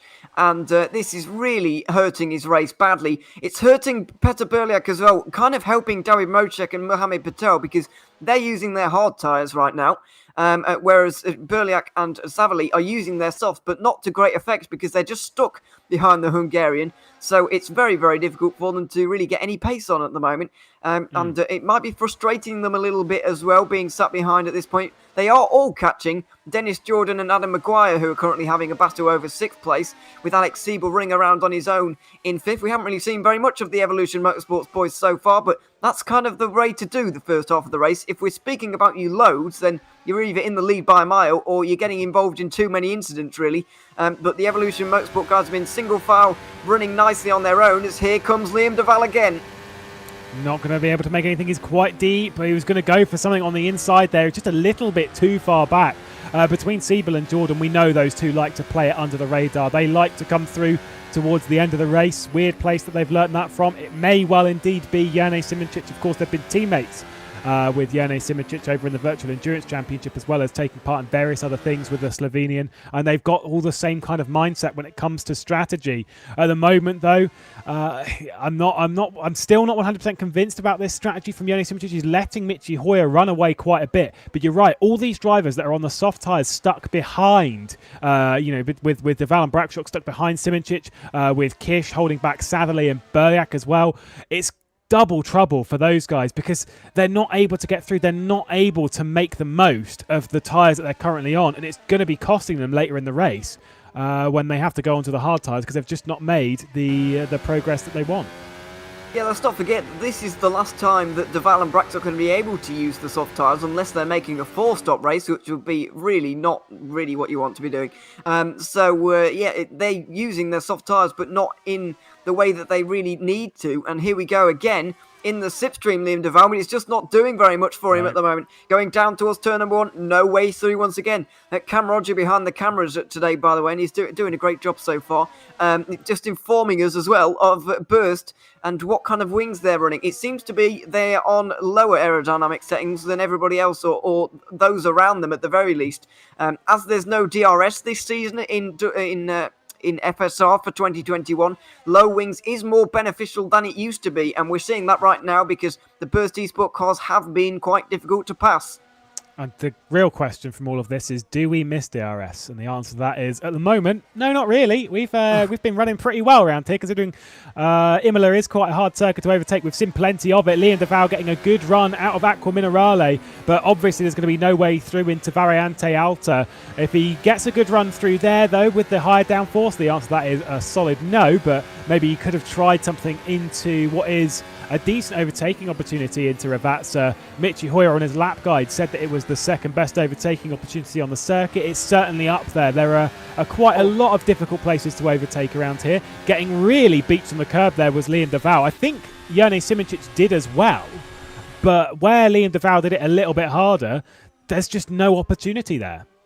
Yeah, there really isn't. It's very, very difficult for the Dutch driver to make any kind of impression on the two-time world champion right now. But the pit window, by the way, is actually up, and Tom Savelli's come in already. So this is actually a lap earlier than I was expecting from Tom Savelli. But you saw he was in traffic. He wants to get out of that right now. Hard tyres on for the New Zealander, and so he's going to be back out there in a few moments' time. But the pit window is open for Jane Simicic. I think he got out ahead of Liam Duval and Braxtock.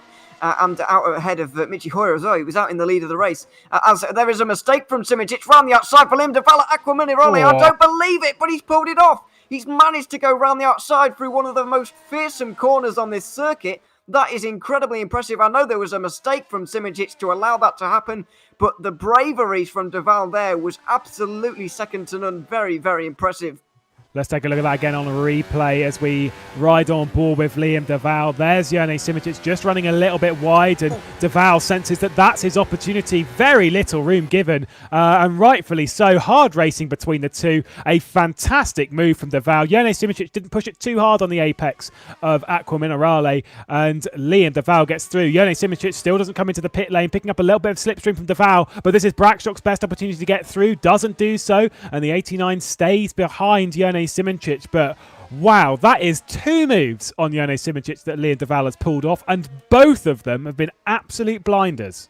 Yeah, absolutely. Round the outside at turn 1, round the outside of Acqua Minerale, really, really impressive. from Liam Duval to say that he's never finished an FSR World Championship race before.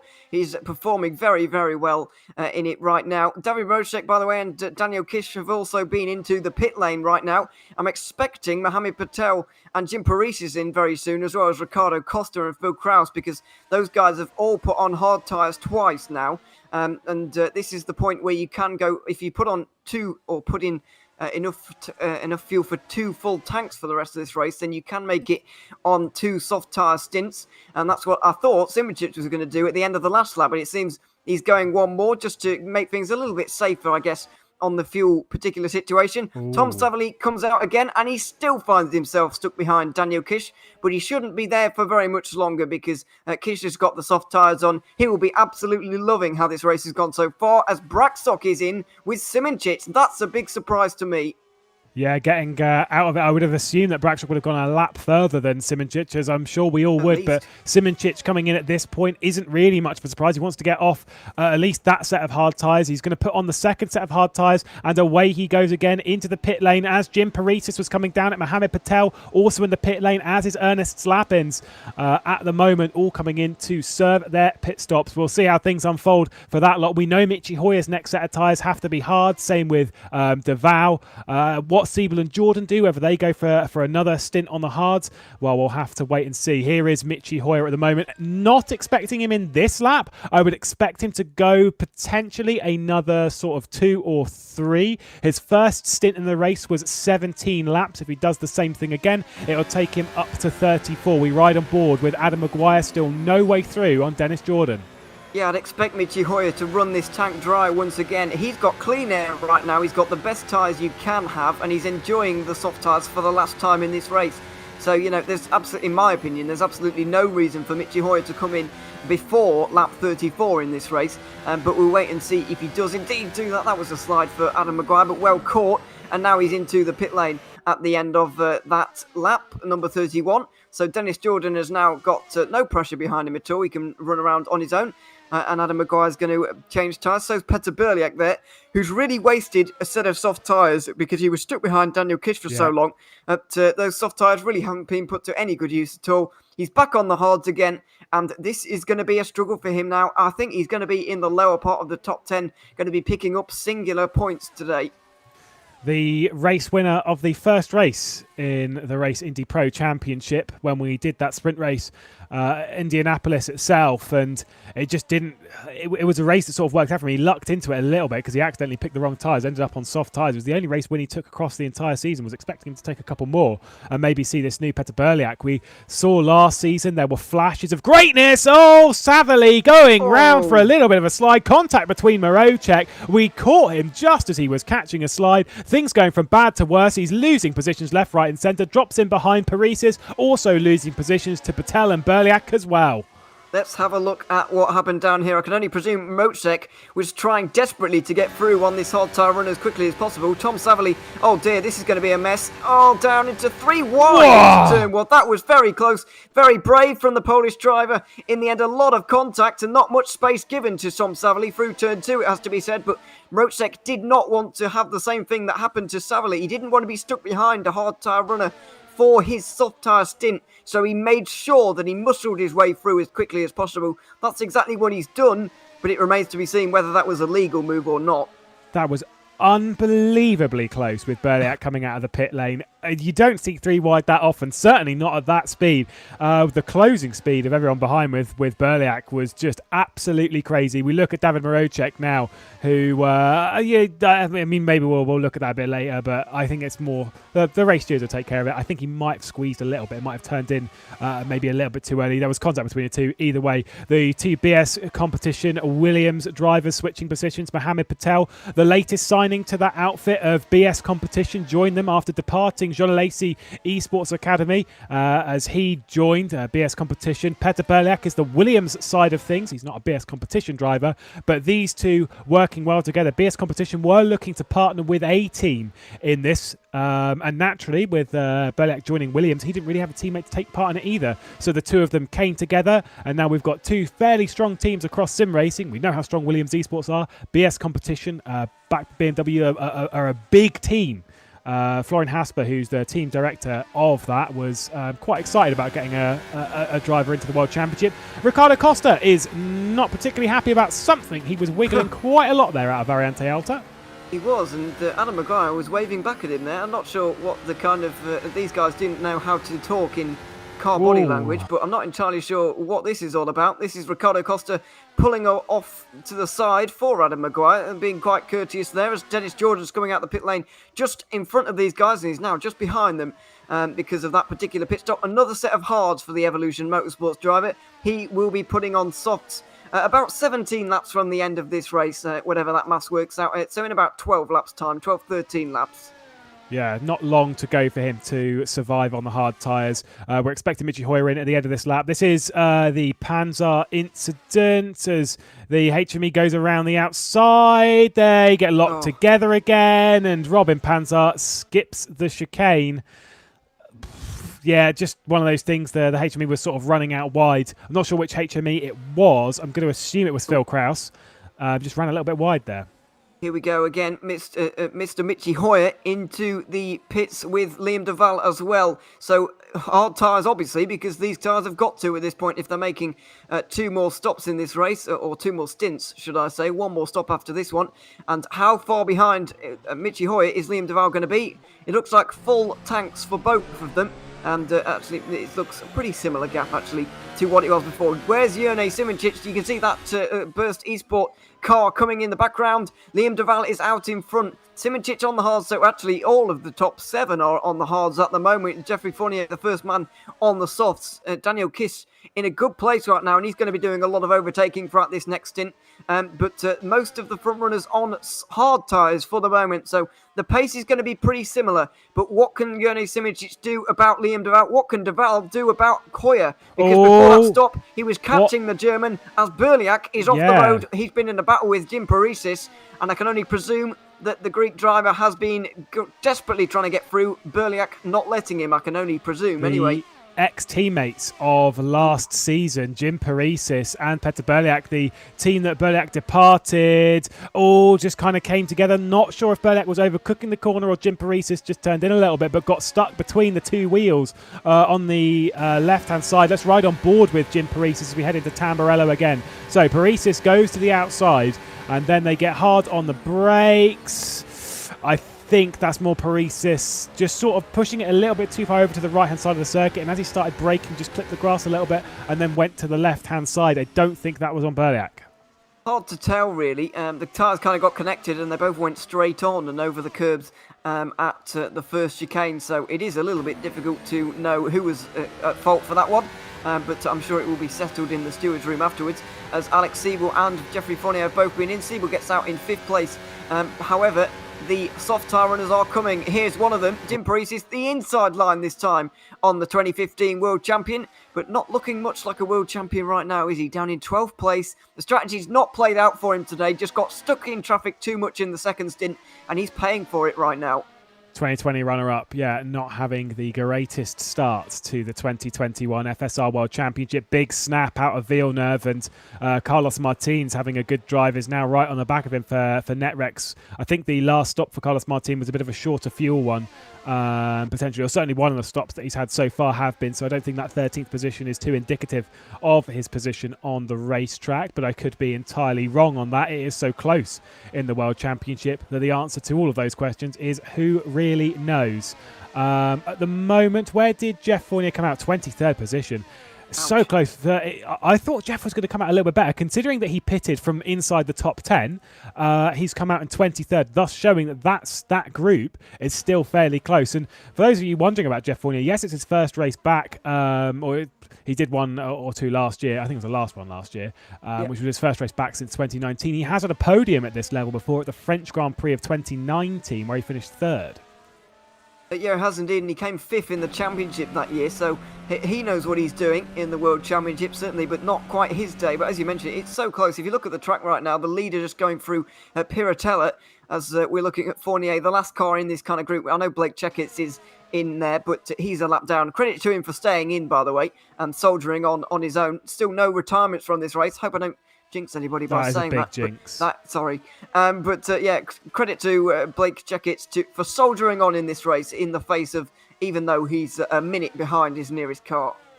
Luke McGuire, pole position 12 months ago at this venue. Speaking of seasons not really going to plan, joined I said Burst Edge Esports then. That's them in a different championship. Edge Esports, of course, the squad of Andreas Welters, filling in the spot that Peter Berliak left when he departed for Williams Esports. Maguire maybe would have expected a little bit more. Of course, it is important to note that here in the FSR World Championship, all of the cars are equal. Everyone is driving the same machinery. It's about the best driver. And at the moment, it's just kind of not what we would have expected at a venue we know he's quick at.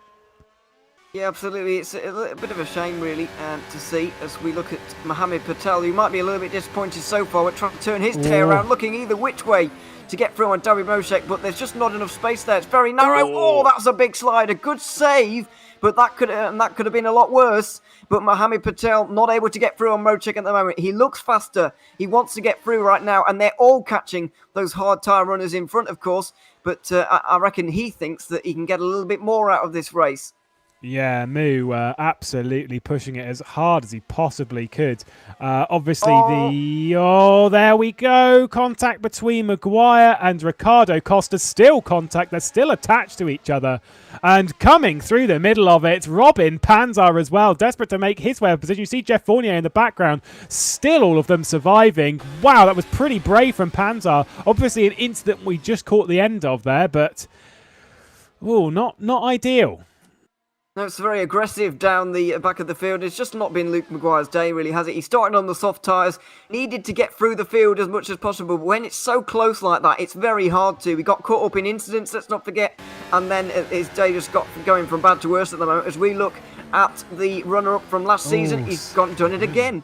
I don't know. Yeah, it almost looks like a carbon copy. I was wondering if that's a replay from earlier in the race, but it's not. That's just Peter Berliak going off at Aqua Minerale for the second time in this race in almost identical circumstances.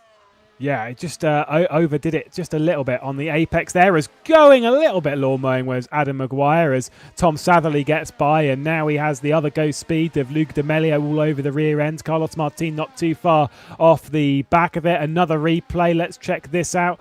This is with Adam Maguire running down into Aqua Minerale. Is he just going to overcook it in the same way that Berliak did? No, he is not. He's going to overcook it in a slightly different format and losing an awful lot of time. Not a good day for the Maguires, of course. There's a spin for Adam, and we saw that Luke got spun by Luca D'Amelio in the early stages of the race into Variante Alta. And there's Berliak. Are they related, by the way? I don't know if... maybe it's just me who doesn't know that, but... They are, as far as I am aware and have been informed, they are brothers. Twins. Oh, they're twins. There we go. I was going to say, I don't know which one's older. Well, there you go. Well, yeah, I suppose...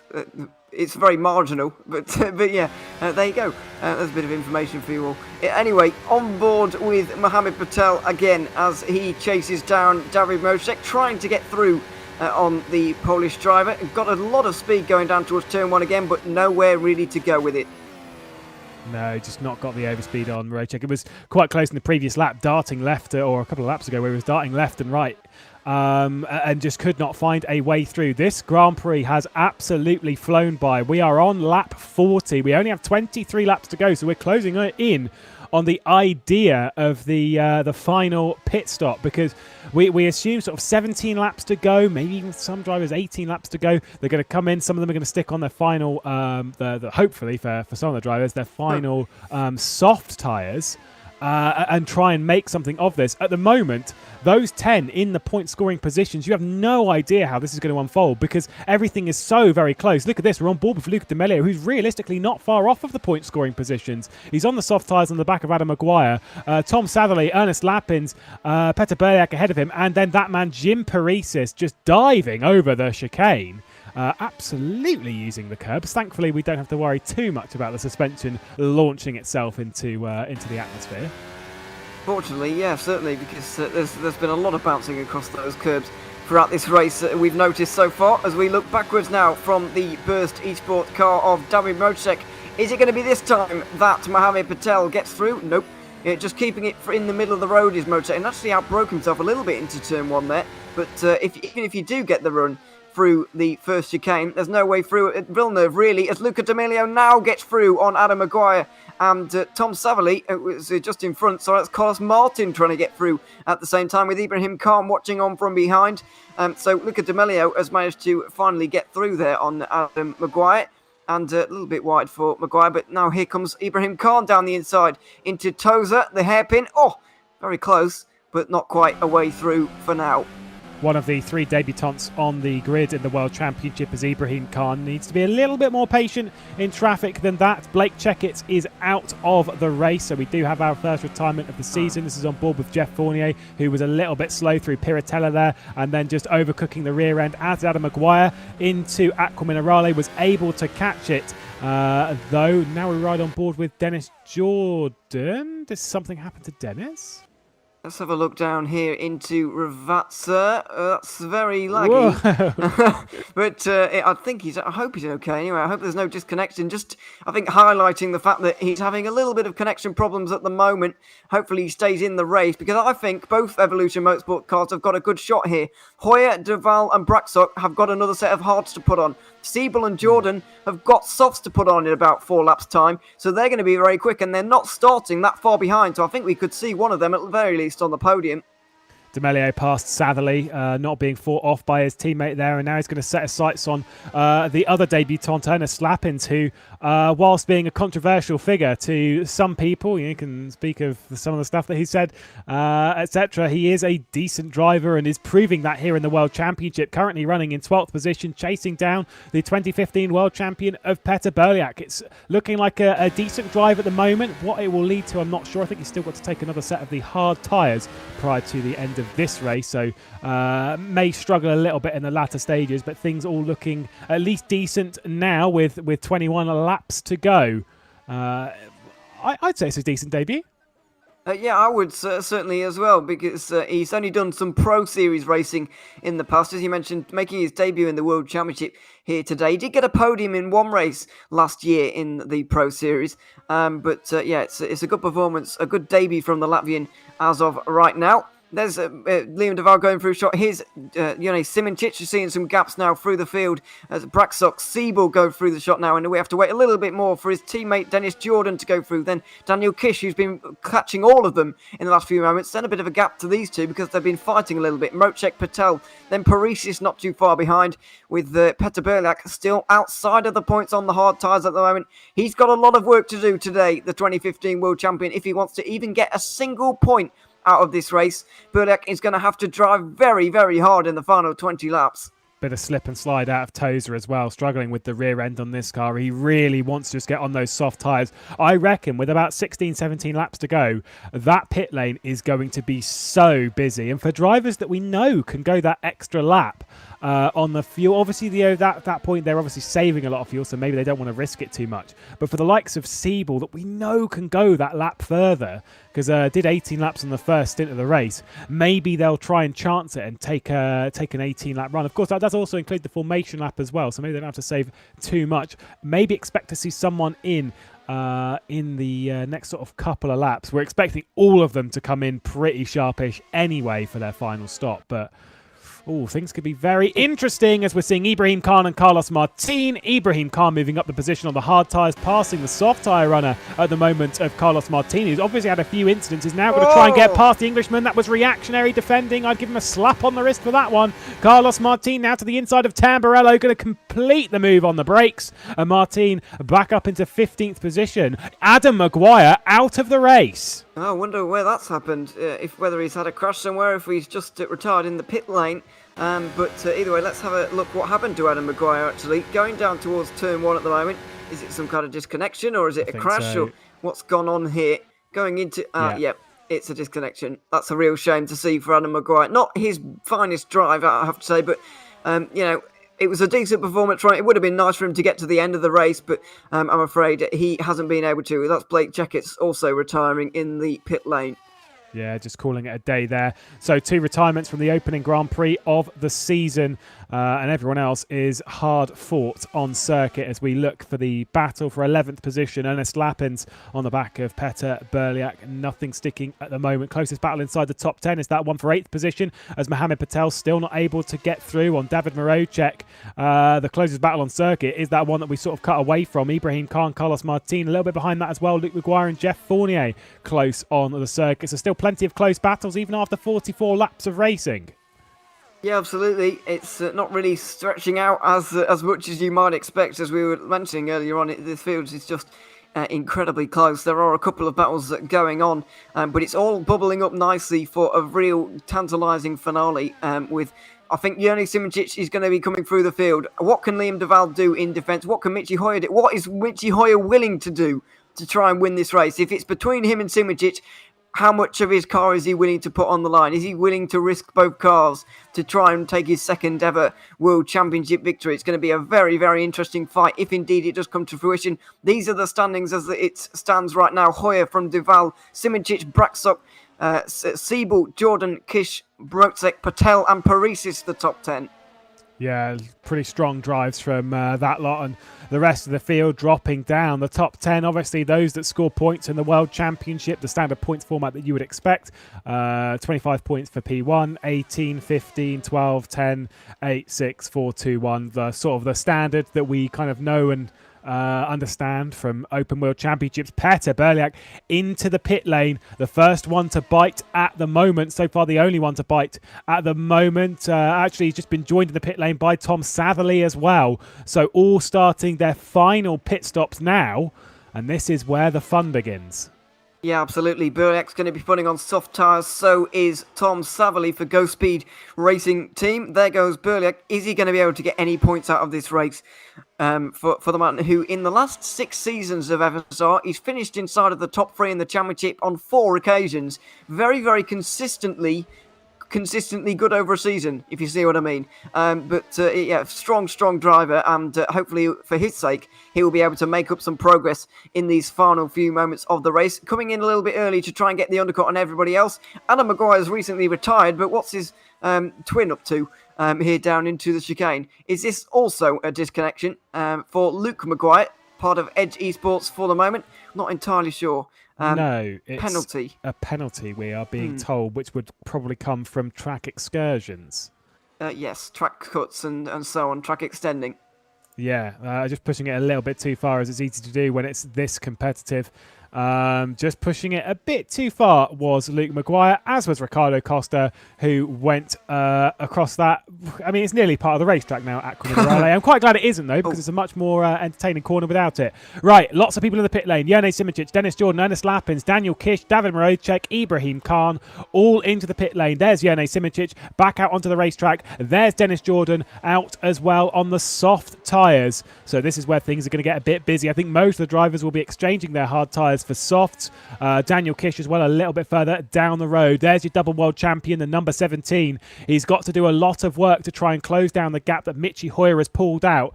But a reminder that I believe, and I'm sure you'll be the one double checking it with me, that Michi Hoyer, and it is true, has to do another stint on the hard tyres. So for those of you thinking that maybe he's running away with it and maybe this victory is his, let's wait until that checkered flag is out, because it is going to be a hard run to it. Liam Duval into the pit lane along with Janis Braksok and Alex Siebel.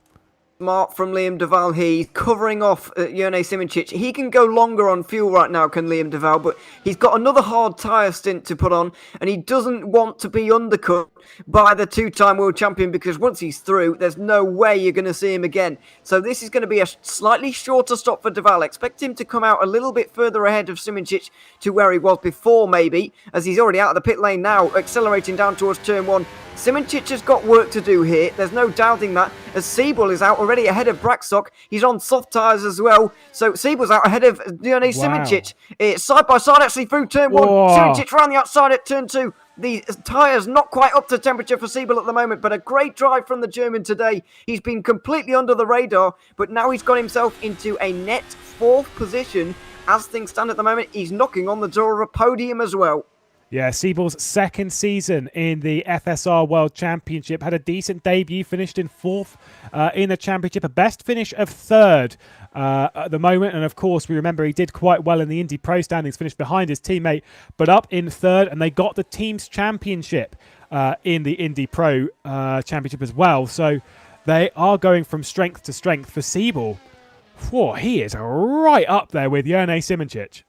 Yeah, absolutely. Mitchy Hoyer out there still leading. He's trying to run this as long as possible because he doesn't feel like he needs to. He wants to use the low fuel load that he's got in his car at the moment to make pace while that is happening. And then with about 12 laps to go, maybe he will come into the pits, maybe even less than that if he's saved a little bit of fuel. But he might as well just wrung this tank dry at this point and use the clean air while it's happening in front of him. Second place for Liam Duval as Mohamed Patel comes in. Simoncic already onto the podium. Braxock, after having such a fantastic drive today, might not even finish inside the top 5. It can be a very cruel game from time to time. When it's this competitive, it's just relentless consistency. Fastest final sector from Jone Simoncic on the previous lap. It was the fastest first sector from Daniel Kish, who's currently in 8th position. How much more progress can he make? For Mitchy Hoyer, he can't leave it out on track too long, though, because he's trying to cover off the likes of Liam Duval, of Jone Simoncic as well. Jone Simoncic, fastest first sector, a 10th of a second quicker than Alex Siebel, who's just set a personal best. Not long left to go in the opening Grand Prix of the season. Liam Duval, our current focus for HME. A great drive from him thus far. He's going to have to hold on himself. There's Mitchy Hoyer, our race leader, still continuing to circulate laps. He'll be keeping his eye on the gap to Jone Simoncic, who sets a 16.869 on the previous lap. And what is it going to be on this one? I'm going to take a wild assumption and suggest that it might well be the fastest lap of the race, although Siebel was 2/10 faster in the middle sector than Jone Simoncic. Let's not forget about the low downforce setup that Jone Simoncic and the Burst Esport drivers have on that car. You can see as we're watching that gap along the straight, it's increased by at least a 10th.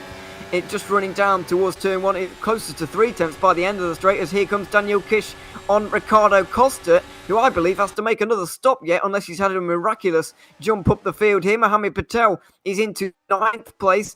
Not a bad drive from him today. He's going to try and make it 8th here and get ahead of Ricardo Costa. Interestingly, the Englishman has got ahead of David Mocek in all of this one. He was stuck behind him for much of the last stint, and now he's not going to spend much time stuck behind Costa, is he? Contact! There was contact between the two. He pushes Costa wide, but he is through into 8th.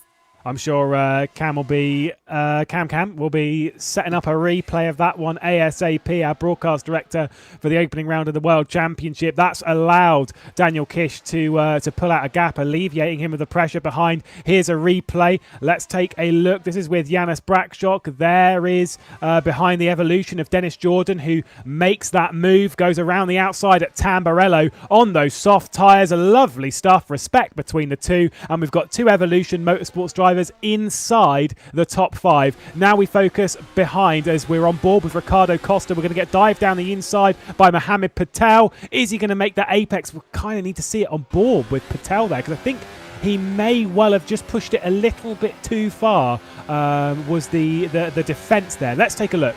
What does Mohamed Patel do? Oh, he just overdoes it on the rear brakes.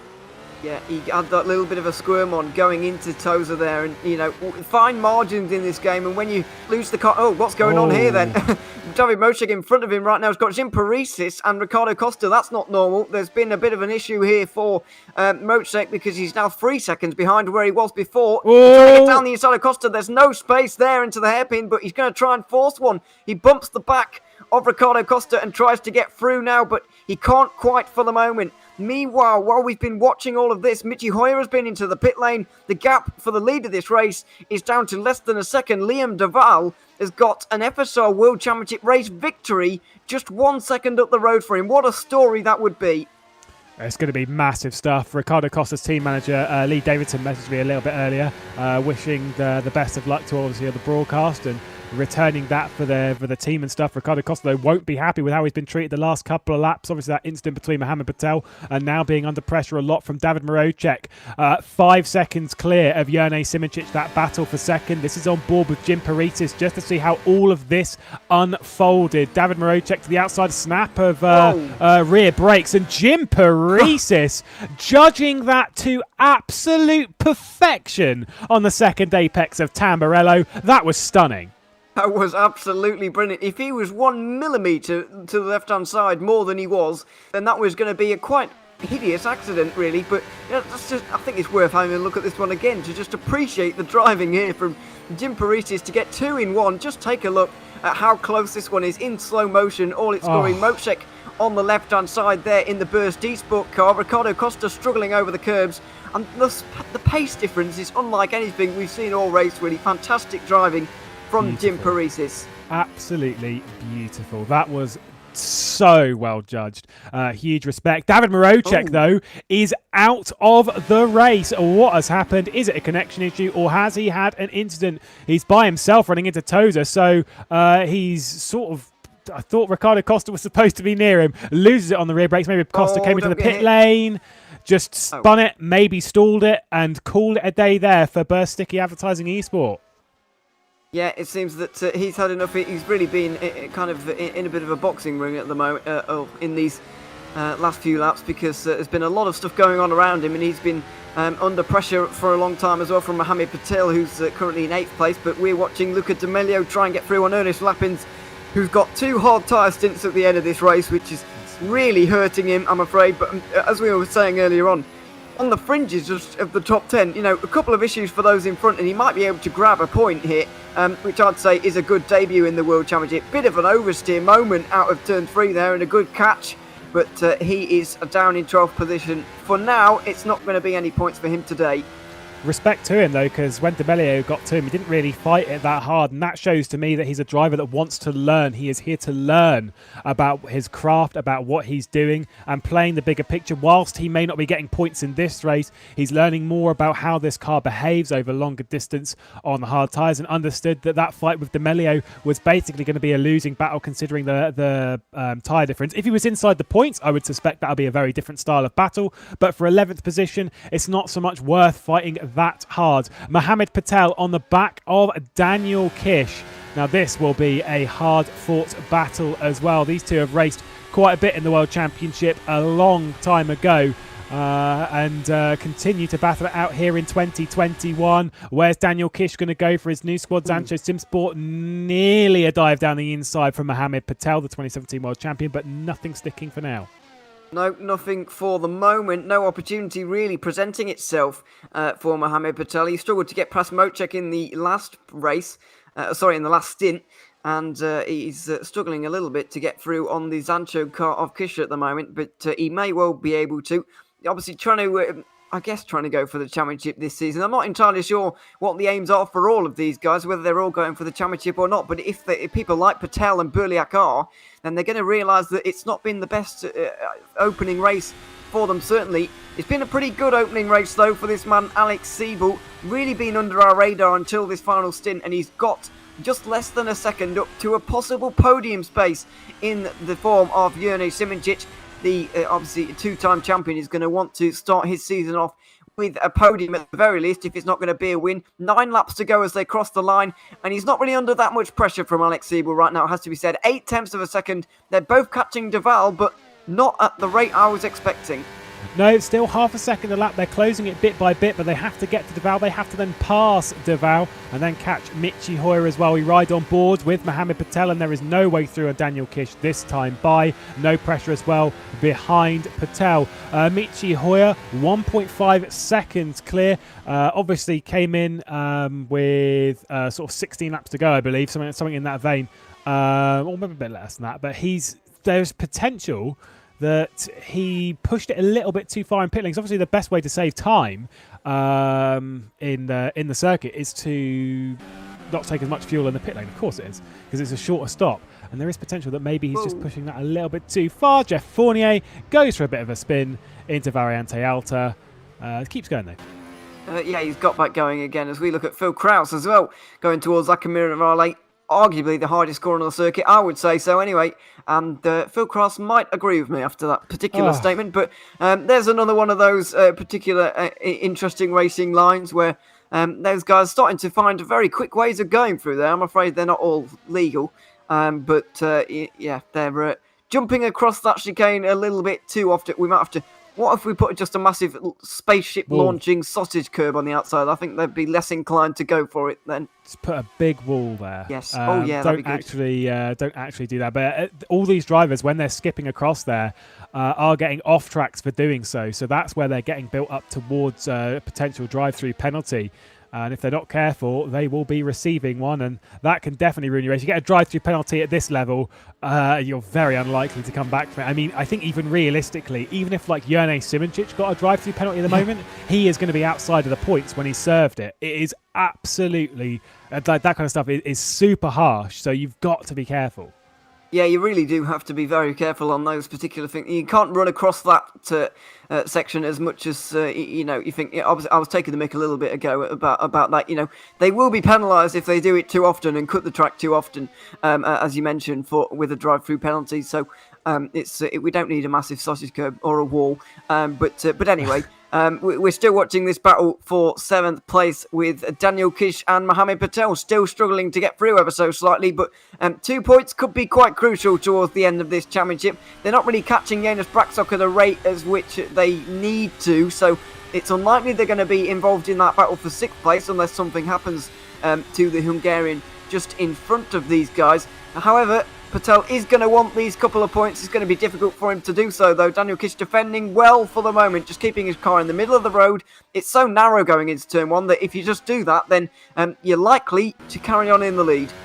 Ernest Lappins running down the hill from Piratella into Aqua Minerales. It's going to be another one, just overdoing it. There's a snap on the rear brakes. There's your track excursion for good measure. Kish is doing a good job to hold on from Patel. Of course, we think he is also running lower rings is Kish. Oh, did Jurnej Simoncic just cut it on the inside there? I think just we cut back. He was taking a tighter line out of Aqua Minerale there. Not 100% sure. Leon Deval closing in on race leader Michi Hoyer. It's now 1.1 seconds. Deval absolutely pushing as hard as he can. 3.2 seconds back to Jurnej Simoncic. I think that gap, as you may have predicted a little bit earlier, might just be a little bit big. The last lap times round, Jurnej Simoncic, Alex Siebel did a 17.2. The last lap around for Leon Deval was a 17.5. So there is not much pace between them. No, absolutely. Now, I'm a little bit surprised by that, I have to say.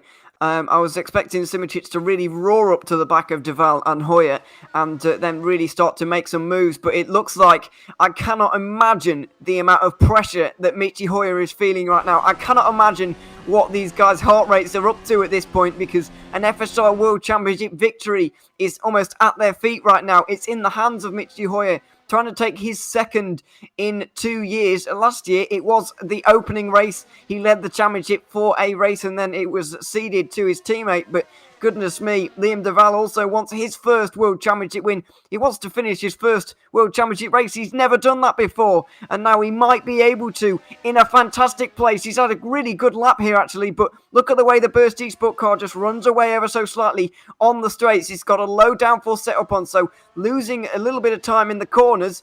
And then they're going to really run out on the straights. The gap's now below a second, though, for the first time since about lap 20.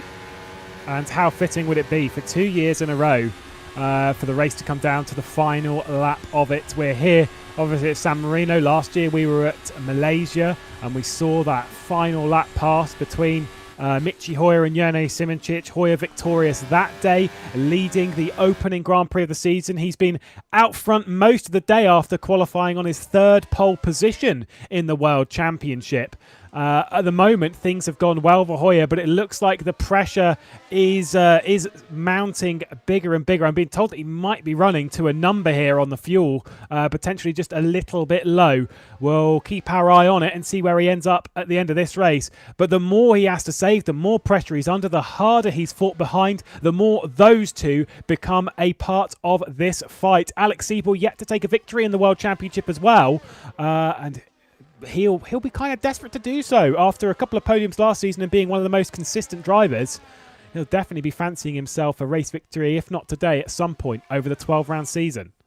Yeah, absolutely. As these two go into rFactor once again, it's just hedging up towards 8-9 tenths, and then it closes again to about 7. We look at Alex Siebel once again, but one mistake for any of these 4 cars and they're going to lose their podium spot probably. Never mind just the chance at a race win, but their podium spot as well, as Alex Siebel is in the slipstream of Ewan Simic now. He's getting a good gain actually here, but not quite good enough down into turn 1. The German looking very fast at Imola right now, and as you mentioned, it looks like it's resigning to a podium spot for these two, but which order are they going to be in? That's the question. Here goes Mohamed Patel. Is he going to go for it this time? He gets to the outside line, but there's no way around there, and here comes Jim Parisis from behind as well. Oh, he's very much a part of that. A little bit of a squeeze there from Daniel Kish, and Mohamed Patel just had to back out of it into Tamburello, and now Parisis a part of this battle fully. I was going to bring up a point about Alex Siebel battling with Jerne Simic, because there is nearest makes no difference elsewhere in sim racing. Their teammates, of course, in the Virtual Endurance Championship. Like I said, there is nearest makes no difference teammates in the GT Pro, which starts tomorrow on rFactor 2. They've worked with each other so much the last couple of years. They understand each other's mentalities. Alex Siebel was quite busy last season with real life, completing his Masters, so wasn't really applying all of his focus to the World Championship. And now we're here in 2021, is going toe-to-toe with Jerne Simic. The 2 hard tyre runners ahead of this, Hoyer and De Waal.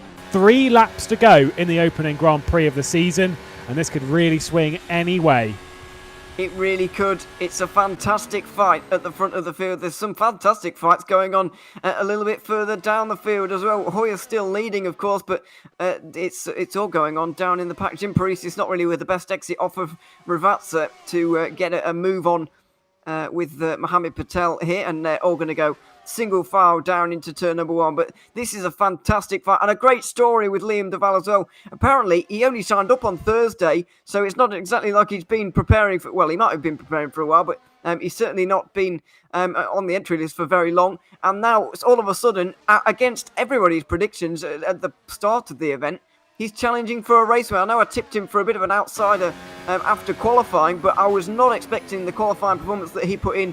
I was not expecting this race performance that he's putting in either. So he's doing a fantastic job, and a second place would be a great result for him, I think, even at this point. However, he's going to want this race victory. He might not, or he doesn't know when this kind of opportunity is going to come around again. Yeah. Is he going to get an opportunity like this again? We just don't know. He might just have to take it, and we'll see how aggressive he is.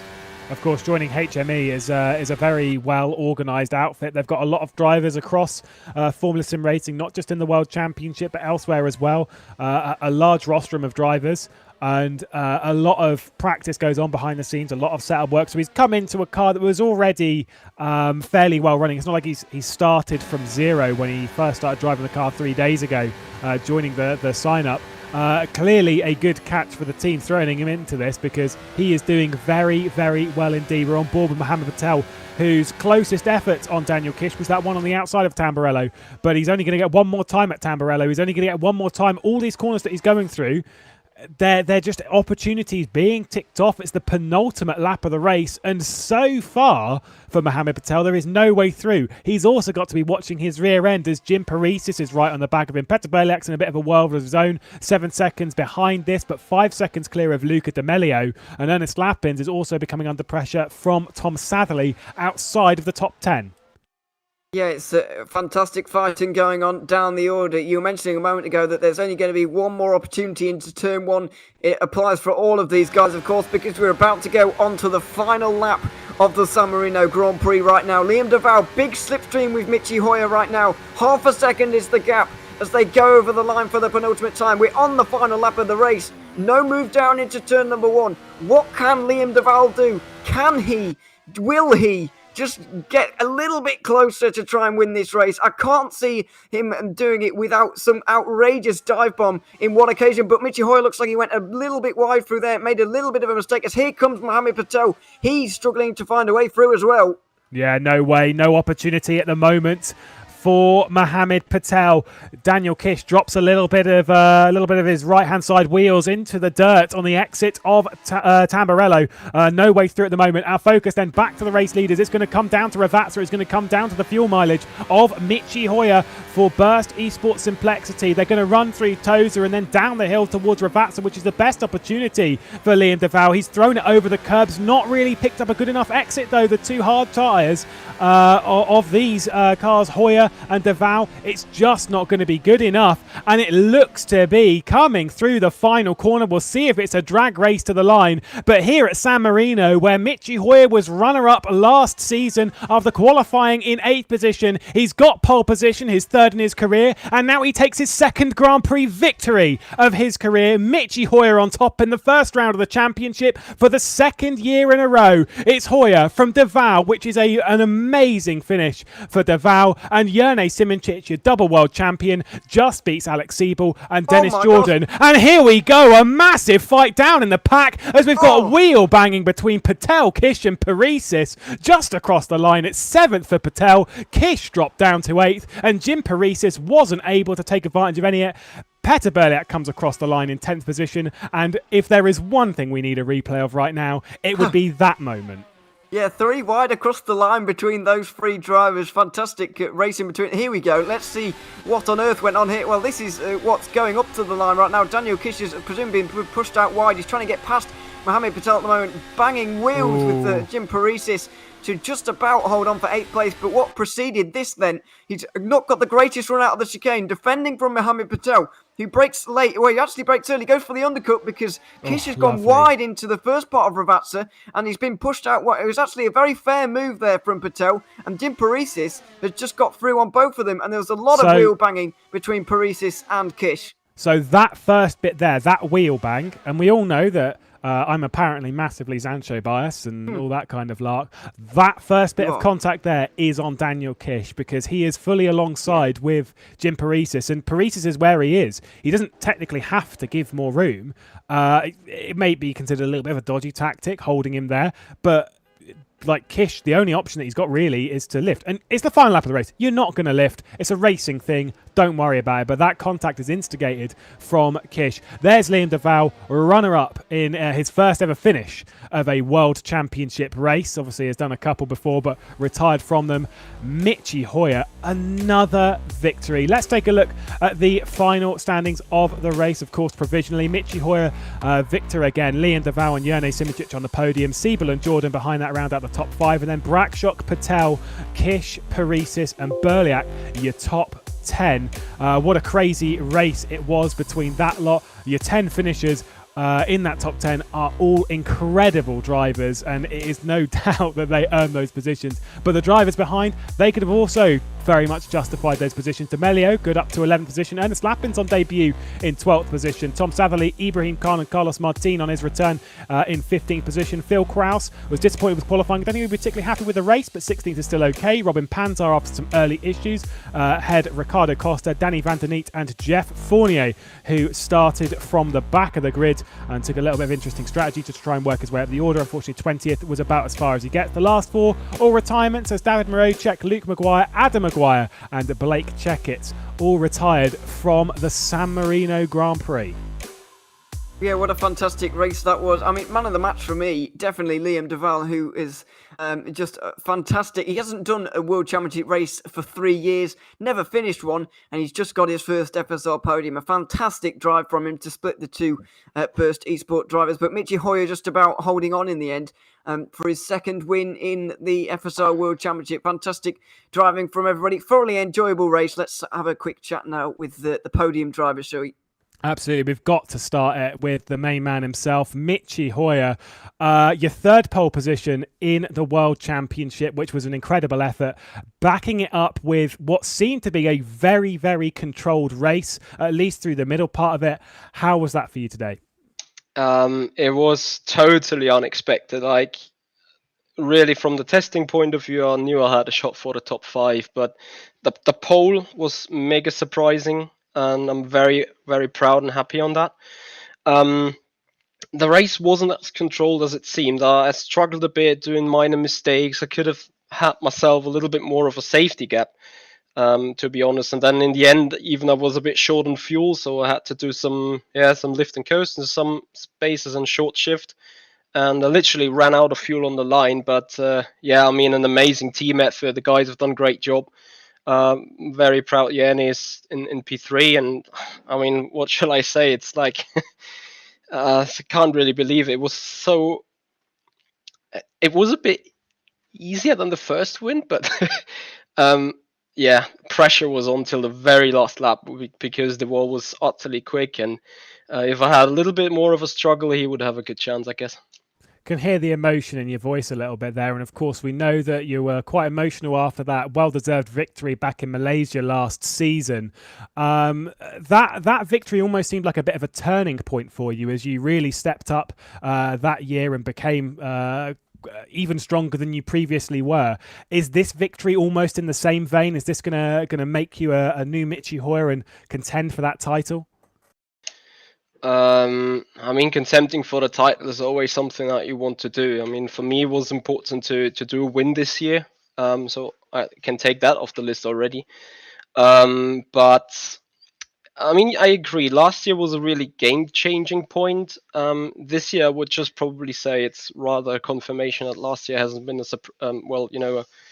by luck surprising result. And yeah, I'm just trying to keep going on. I'm just trying to keep doing the work. Trying to keep and grow stronger, and hopefully and eventually end up a lot more often on P1 in the future. Well, thank you, Michi Hoyer, the second opening race of the season, taking victory in a row. Well done to you. We'll move on to Liam de Waal, and wow, what a Grand Prix you had, really applying the pressure to the back end of Michi Hoyer, considering you weren't expecting to take part in the World Championship until not a few days before our beginning. What an impressive drive. Thank you. Yeah, I didn't know I was going to drive World Championship until like 5 days ago. I just got asked. I was like, yeah, no, why not? It's World Championship, so I'll just do it. So we didn't have the optimal practice, but we had a really good base from HM Engineering. Worked on that, did a lot of practice in the little time we had, and came up with a really good setup. I mean, I was very happy with it. Qualifying wasn't great. I had a very bad first sector, so I should have really gone pole, but I'm sure it's easy to say. I'm sure Michi also didn't have a perfect lap. So, but yeah, the race, I felt like I was the fastest. I don't know if that was really the case, but it felt like it. And I think the second stint cost us the win, where we were behind Jörne on the hards. Made some nice moves on him, though. I like those. But in the end, Michi, was a bit too fast today. So congratulations to him. Very good drive. And yeah, I'm very happy. I didn't expect this at all. Just going to give a bit of a shout out to that move around the outside of Aqua Minerale. Big kudos for that move. Obviously, you're a bit of you've done a lot of racing in open wheelers. How does this kind of compare to some of the stuff you've done, considering the strategy and the way the car drives? I think it's a bit weird because it's kind of like hot lapping, but not really. You don't really have to preserve the tires, obviously, because you only have like 38 liters in the tank. But you also can't really overheat the tires too much. So it's finding the optimal window between those two things. And I've never really had that before. I never really, had to do that. So it was an interesting experience. The car is really fun. I really like the car, actually. It's not easy, especially the last lap. I was sliding everywhere trying to get, something done to Michi, but I couldn't do it. But yeah, the car is really good. I like it. I'm sure HME will be very, very happy with the way you drove today. So fantastic stuff. Liam de Waal, second place, runner-up. And where will he go over the 2021 World Championship?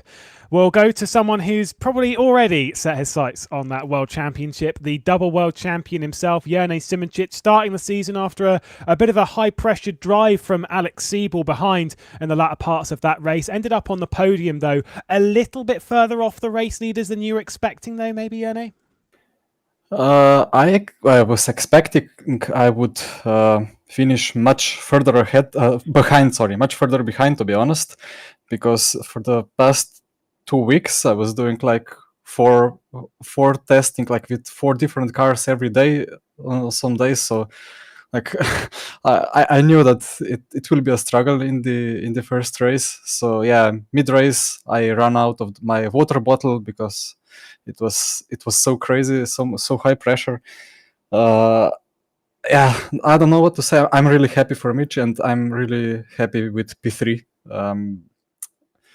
Yeah, again, the preparation was not enough to give me like the confidence in the car.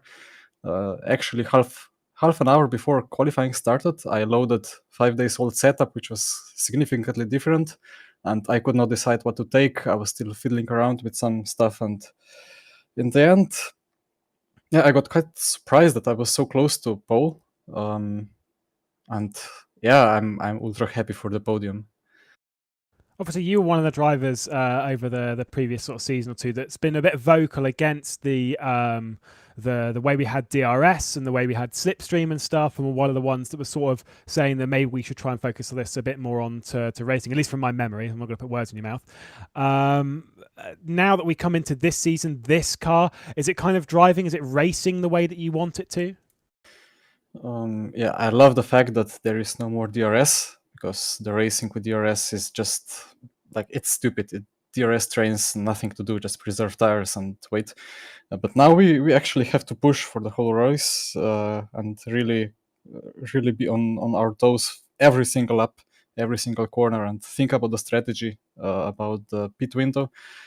Yeah, the car is fine, but yeah, I like the kind of racing. I like the car, but there is still something that I don't understand about it. Yeah, I compared it similar to the Oreca car, the LMP2, with the tires. When you turn in, and it feels like it grips, but it doesn't grip. Like there is some strange feeling, some unconfidence with it. So I have to work on that, and then I will properly enjoy racing. Well, it's been a good start to the season anyway. Some fantastic racing from all of you. Jane Simincic there, third place on the grid.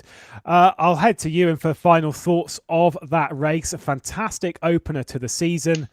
What do we have to expect from now on? Well, I don't even know what to say. I can't predict what's going to happen next, really. I can only advise people to tune in, really, and find out what is going to happen, because it's going to be fantastic. I would say Imola is one of those circuits where it's difficult to overtake, really. So when we go to a circuit that is easier, then it's going to be even more chaotic, really. Make sure you catch the Portuguese Grand Prix in a couple of weeks' time. We'll be live same time, same place as always. But yeah, really enjoyed the new strategy element there is to it. Really enjoyed the new cars and how they raced, and the all the new things that a new season brings as well. So yeah, a very enjoyable race. Thoroughly looking forward to a couple of weeks' time as well. And yeah, I'm looking forward to it.